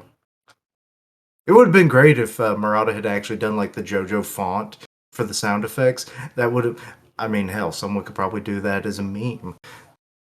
He's done it for Golden, I believe. A lot of Golden had the JoJo marks around him. Well, Platinum's got it in spades now. You know what Flashy has in spades? Panels of his ass. Ass. Panels of his ass. Like, come on. Ass. What's going on here? Murata wants to give fan service to the ladies. Ain't nothing wrong with cheeks. I mean, he's going to get glutes when you think of all the kicking attacks that he does. So, yeah, Brazilian butt lifts, also BBL. Some ancient ninja squat. Yeah, this nigga dirty, bro. He up there just like flashy cheeks. I'm not hearing that from the guy who entered like the flashy sucking school. Before I left, I gotta go back. There will be watching you left. There were some things that were said. Okay. Dude, when you get to the Satsuki, not even Satsuki, the flashy sucking school, dude, you need to just pay attention, sit back, maybe even pause for a sec. But what you should do? Hey, yo, bro! As I left, and then watch me and Sundown reacting to what's going on. As I left, the last thing I heard was Flash and Sucking School, and I was like, I was about to turn around and be like, but then I just left. I was like, okay, they'll handle that. Yo, don't be mad at me. I'm legit just gonna clip that part of the video, upload it to my channel, and be like, Mohsin reacts to this. Bro, I'm just gonna be like, my god. It's crazy how that shit finna get edited out, man. Oh my god. It's not. Don't edit these. You gotta clip him. All right. Now, without further ado, let's talk about the high point, the real MVP of the story. An individual who's tenacious, who's damn near invincible. Evil natural ocean, man. Evil natural Atlantic, man. Just quickly, Keishan, while we talk about this, have a think about who your MVP of the arc's been. Oh, yeah. We had to talk about this earlier. Have a think and then get back to us before it ends. Cool. Okay. Carry on. Yeah. Evil, excuse me. Super nuclear evil natural seed, man. Where's the nuclear coming from other than he just absorbed or is about to absorb a nuclear aircraft carrier? Bro, I high key would not doubt seeing evil natural water blasting some nuclear beams at niggas, bro. Bro, if we saw that, favorite character in the series right there. If Evil Natural C releases nuclear water beams, bro, nuclear water jets, bro, like, Man, you betrayed Atomic just like, he's nothing. my nigga, like it's We just jumped from one atomic thing to another. What about Satsuki, Grimm? What about Elder Centipede? bro. Evil Natural Atlantic would body them niggas. What is it? What is an atomic slash gonna do to Evil Natural Mediterranean, bro? Like, look at him, bro. Win. Mediterranean. Look at him, bro. Like what is EC gonna do to survive a super nuclear jet beam from Evil Natural Baltic, man? Like this nigga is indomitable, bro. This nigga is indomitable, bro. Like, go ahead, finish that thought. Finish that thought first. Go on, keep naming oceans. Keep naming oceans. No. He's gonna run out eventually. I was gonna say, at least from my perspective, like the ocean is one of the scariest things in the world. Just knowing our limited knowledge on the ocean scares the fuck out of me because I'm like, bro, there's a whole fucking layer we don't know about. What the fuck is under there? And now he has control over all that shit? Hell nah. Fuck that. Oh, that's right. Fuck. No. Hang on, just quickly. So you know how like Deep Sea King was like leader of a deep sea race? Mm-hmm. Is he gonna? Does that mean potentially? Swimming around him. Hey, We don't know what the fuck's going on. The big mind. Army coming with Evil Natural Ocean there. Nigga, Evil Natural Indian for the body niggas and a whole army of merfolk niggas. Bro, stop, man. Yo, why would you? He was getting sea deep. He wasn't getting ocean deep. Big difference. That's Deep Sea King older brother, Ocean Deep King. Yeah, he came to the surface. Look, I have to ask. We gotta present this. Besides the hype, or we gotta subside for the hype for a second. Just a second, bro. That was nigga. Just to be clear, they're all dead. The singer got most of them, but Stop. Actually, can we say that they're all gone? Because they're let's really assume. wasn't that Let's many assume. that we It's like I saw. don't expect any more aliens in the series. What? Stop. Matt said that should get the damn forgot. Yeah, no. There's a deep sea king, there's gotta be a deep sea queen, a deep sea prince. Deep Sea Prime Minister, Oh my Deep Sea God. Lord of the Left, No, Deep Sea House of Jester? Commons. There's gonna be a Deep Sea deep sea, Parliament. a deep sea bojo, Deep sea deep sea dog shadow action. cabinet. Exactly. Catches all the Let me ask this question before I forget, bro. All right, listen. It's just Boris. It's Satsuki just Bojo with mentioned- gills. That's all it is. Satsuki. Yo, we should get the JoJo shit next time. That's just a British show, mate. It's fine. Evil Natural. Damn. You just keep adding on to it. Aegean? Oh, there we go. Evil Natural Aegean. Satsuki mentioned that he's the whole ocean. But is that really the case? Does Evil Natural... Body Red of water. Evil Natural Red Sea, is he really encompassing all the water of the earth that's connected to this body of water? Or is it just localized in this area? Like, how much can Evil Natural... Dead Sea. I was just capping. Oh. But if he did have the whole ocean, that's 70% of the earth. Bro. What? You need Saitama now! Do we know the actual landmass of this world compared to our own? That's a fair question. Yes, we do. It's just shifted around, but it's the same amount. I think so because it's mostly like a supercontinent. So Yeah. rather than make it too complicated, let's just say it's still like the 70 Oh, okay. We saw a diagram in the anime, and there's multiple moons, and the Earth looks. Wait, there's multiple moons? moons. We keep seeing the same one. Where's the fuck the others? No? Are you looking at the sun? I've literally posted this panel already. In the Hero Association shows a panel or shows a hologram of the Earth, and there are multiple moons. There are multiple bodies orbiting the Earth. Just like you say in your own Discord all the damn time. Post the panels. All right, bet. If there are multiple bodies, all y'all niggas give me a Christmas gift. Now. Oh, Hey man, I ain't say nothing. Are you sure she's not other planets? You said you're looking at it now? I know. Yeah, I'm fine. I'm looking at the image you're looking at, mate. It's where like the meteor comes in. I believe it's around there. Yeah. That's the panel used from the anime, yeah. But I can't see it in the manga. In the anime. Somewhere. Yeah, no, I know which one you're looking at. I mean, because the way they're showing it. Well, the way they're showing it is like the different bodies aren't like I'll put it in the Discord. That'll be easier to talk about. And there might not just be that one. But yeah. But yeah, that's the question for you guys to answer while we check that out. Is he encompassing the entirety of the ocean, or is it just this localized body of water? Is there a limit to how much Evernatural Great Lake can? No, that's disrespectful as fuck. I am the Great Lake Monster. Or the Evernatural Loch Ness.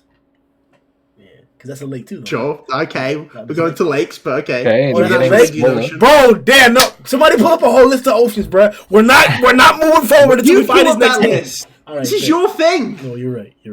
Arctic Ocean? I already said Arctic. Oh, Indian. Yeah. Indian, yeah, just go Indian. Gotta represent the Asian community. I already said it. Yes, sir. I already said it. Evernatural Southern. It's an ocean. Southern Antarctic. Look at you. There you go. Representing the Eskimos before you represent the Indians. Bro, look at these niggas. Look at these dumbass niggas, bro. On NOAA.org. How many oceans are there? There are one. Fuck out of here, clown. You know what I mean, pussy. Yeah, it's called Evil Natural Ocean. Oh, get him. Only ocean we acknowledge. Yeah, the Evil Natural. Well, then that's really it. Then tell me what you guys thought about whenever you saw Evil Natural water like coming out of the water like this. Like, what are your thoughts? What are your speculations for the future? Eon's thought process, is it coming to fruition? What's going on? That had to be one of the dopest panels ever. Talk. I'm looking at it right now. Oh my god. Used it for my thumbnail. Rod be in his bag, man. I have no thoughts, just hype, bro. It was crazy. It took me a second to realize what was going on, but the moment it did, it was insane. I think, if anything, it gets me excited for next year because, like, this year's kind of been like the year of the S-Class heroes where they've all had, like, a moment or two to shine. And, like, Saitama's been sitting on the sidelines, but now we're getting to threats that's like, okay, the S-Class heroes are down. Saitama, we need you to do stuff now. If we've got, like, Platinum Sperm, Evil Natural Ocean, Goro's out, potentially, like, reincarnated Orochi. Like, to me, this, like, the next year is, like, the year of Saitama.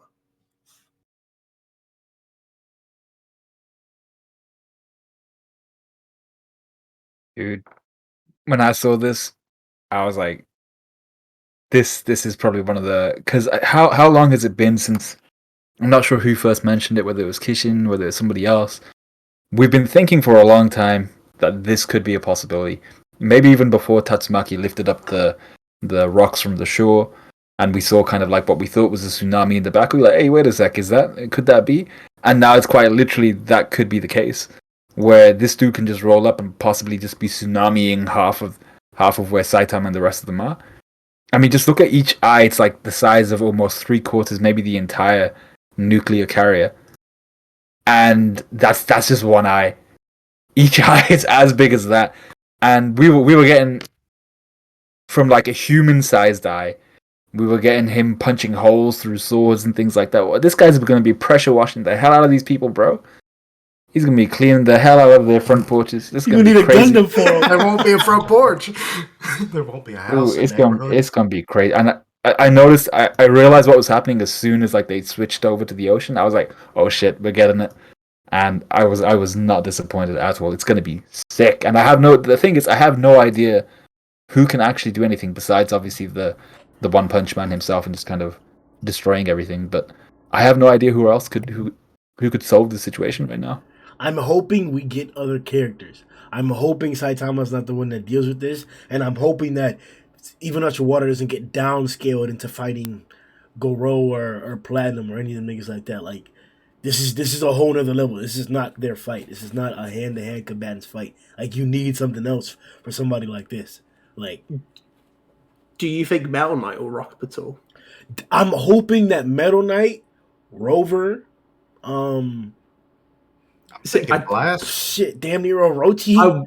I would say potentially there isn't saying like not Rover or Blast for this one is because of like the scale of this opponent. If it's not Saitama, but if Metal Knight's got like the technology to fight him, that's why it'd lead. Especially if he's got like a robot army, as they say. Like, robot army of trash. But they all just have like water vacs or something, and they just start sucking him up. I mean, we saw that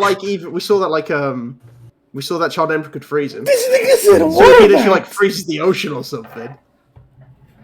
Stop, bitch. Stop. Hell no. It's going to be hard to estimate about how big he supposedly the ocean, is.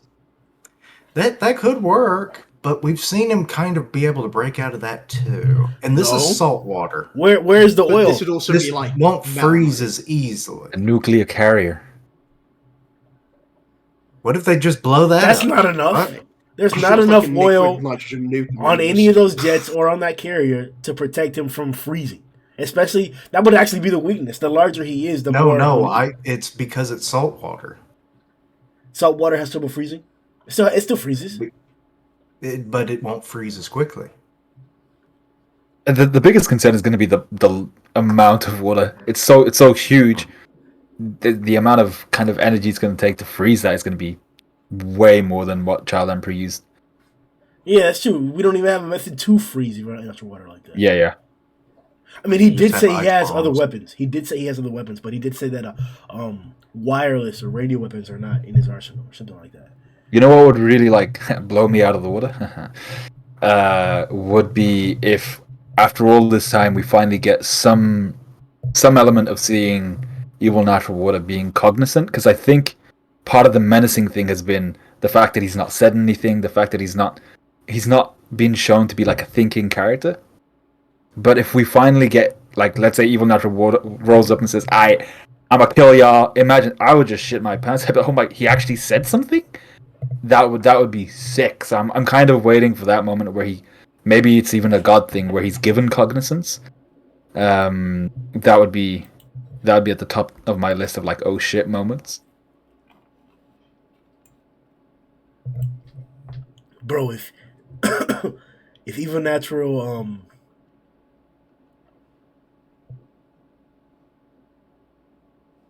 We're not helping you this time. Oh, bro. You gotta do it on your own. You're a big boy now. Thought just died in your head. Just say the River Cole. Oh, Evil Natural Nile. That one actually kind of works. Oh shit! Yeah, if Evil Natural. Nah, I can't say that, bro. We don't, I mean, we don't support that. the Nile's pretty big. Nah, it's still a river, bro. We can't do that. We can't do that. Wow, that it wasn't an ocean. If old boy can if we can really, well, do you think he'll get the power of the nuclear carrier because we've seen him absorb oil? or is there some? Because we saw him throw piranhas too, right? Mm-hmm. They weren't piranhas. So maybe he can throw the things that he absorbs. Well, he may be able to, like, to carry it, but gaining the power of the nuclear carrying ship. The aircraft carrier. Okay. Yo, oh, that sounds weird to you, Sundown, and a chicken turning into a man that can fly and catch beams. Is it weird to you, bruh? Or some small little girl who can fly and lift the earth? Is it weird, bro? Or some goo monster absorbing some big titty bitch and shoving his tentacles down her throat? That's not weird, bro. But even natural water absorbing a super carrier and having super nuclear cannon beams is too weird. Fucking. That's It's not when you said the weird. All super that- nuclear cannon beams. That's where it's like, all right, hang on. All that shit is not weird, bro. Graham, we both live in Florida, nigga. Just go outside. You're gonna see like crazy shit that exceeds that. Like, See, but the other weird thing is- shit before 7:00. like we saw somebody The other- who turned into a monster because he liked panties so much. Like, yeah. It I happened always last go back week. to the one that like Wait, Grim, just how got does so tongue mad with the stretcher pull go? string. How does he go, mate? How does tongue stretcher go? No, sit down. Hey, I ain't doing no tongue stretcher, but what the concern I have there is do nuclear carriers like this actually carry nukes, or do they just carry the launch kind of sequence? No, for- it's what powers them. They have Yeah. some of them do have like nuclear engines. Oh, okay, yeah. Because like that's the reason why an aircraft carrier will go into like say a war-torn area or like a natural disaster zone, and they can provide power for like a whole community. No, it's so you can deploy forever. Well, that too. Theoretically, but you But need I'm to come just back saying, for like, supplies. it can provide that much power to the area and to its own facilities. If that's the case, wouldn't it just like pollute all the water in the area and then just make Z City just unlivable? No. I could Okay. see irradiated water being a thing, and then whenever he shoots his water The jets, fuck? he gives everyone cancer. That's not how I'm sorry, nuclear that's engines stupid. work, man. What the fuck? Super nuclear cannon beams. Nigga, They're a that's- bit. Yeah. Bro, yes. No, bro, listen, bro. If he gets super nuclear cannons, y'all niggas are getting me Christmas gifts, bit. $10 minimum. That's right, you already heard it. And what was the other bet, too? What was the other bet? $10 minimum? Yeah. Matter of fact, no. 10 pound minimum. Yeah. Oh, buddy, you're talking about a couple burger meals there. We're sorted here. I was about to say, what's the conversion rate? Is right? Okay. Oh shit. Now listen, don't hate. When Evil Natural Oh, dude, are you thinking of another one? Of course he is. He's gonna run out because it takes longer and longer each time. man, where the fuck where are these oceans at? Where are these seas at, man? Like East Blue. there we go. Hey. There we go. Evil Natural Grand Line. Okay. It's gonna clap. Mate. Wait, so you think he's gonna shoot like cancer water at platinum sperm? Like, bro, that's I'm not what sorry. nuclear engines do, y'all niggas. Mate, bro, it's like we get to the point where he's just shooting cancer beams at everyone. That might be the actual weird bit of One Punch Man we were talking Whoa, about. that's crazy. Wait, so need to platinum see- sperm is just gonna get absolutely destroyed by the cancer water. I mean, like, he's the most kind of like biologically Bro, like thing there. So he's just, yeah, it's gonna be some like irradiated sperm. That would be so weird, dude. Y'all bringing up this Like Like nuclear it's energy eating and all away at this my shit. platinum.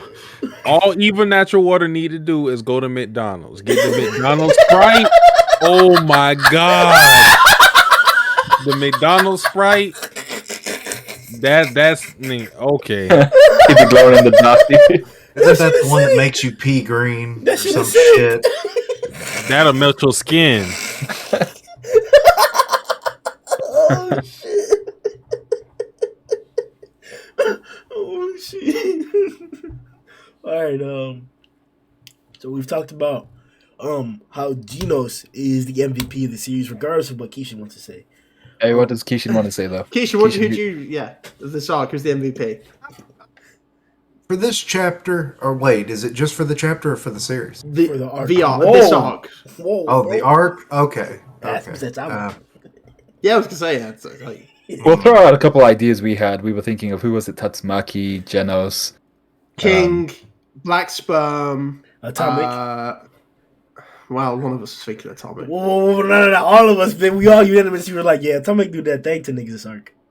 You're the only one who said his name at all. No one has ever said that for the No, MVP. Grimm. No. Get it, man. Throw him in there.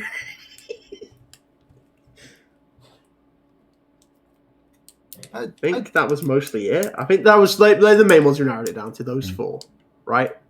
Yeah. Five. I want to give Sorry, an with the honorable honorable mention to Albino Saber, who released the monstrosity that is evil natural water before he got erased from existence. Rip. Yeah, he's dead. No. RP. But yeah, who you thinking, Kishin, out of those guys? Who you feeling is I your would MVP? say Tatsumaki, to be honest. Because, like, what she does has affected so much of this battle. You know, she basically destroyed where they had been battling, created a whole new battlefield where they're battling right now. All the damage to the coast, which may have led evil natural water to become evil natural ocean. She's had the most epic fight because of who she was fighting against. So, yeah, I think she is MVP. All right. That's gonna be it for maybe this year's One Punch Man podcast. Like we said before, we're speculating. We have seen some tweets about Monata putting in some work, putting some pen to paper, and there are quite a few days left in the year. So we'll see how that turns out. If we do get a chapter predictably this Friday, It would be Christmas Eve. what a gift, man. I would say it'd probably be next week if we're going to get one. At the earliest, yeah. I think Yeah, it's January's our next one, I think. Kind of a nice cushion in between, Christmas and New Year's. He might sneak one last chapter for us. We got this But last chapter. We got 155 on Friday, right? Yeah, that was the 17th. Yeah. We're But gonna get a chapter on Friday, bitch. like I said, that'd be Christmas Eve. Murata deserves the holidays. What holiday? She's Japanese. They still celebrate Christmas. No, They just celebrate it with a bucket They don't of... get their Yeah. Japanese holidays like Christmas. No, they celebrate These are with the meant for Colonel. Japanese people. Yo, is that your American accent? No. Just my regular voice. I've just been put on to impress y'all, that's all. Oh, Don't make me feel goofy now. We got Bible Belt and that. Matt from the South. we'll claim them gladly. We'll claim them. Thank you kindly. But yes, it's been a known thing for many years in Japan that when KFC went over to Japan, the Colonel really wanted to emphasize things of getting a bucket of chicken for Christmas, and they latched onto that idea wholeheartedly. Yeah. They have Christmas is just a day just to chill. It's not like how we celebrate Christmas. Yeah, it's just maybe a little sit-down meal, a little more elaborate than your everyday. All right. All right then. Allow us to bask in the greatness of Evil Natural.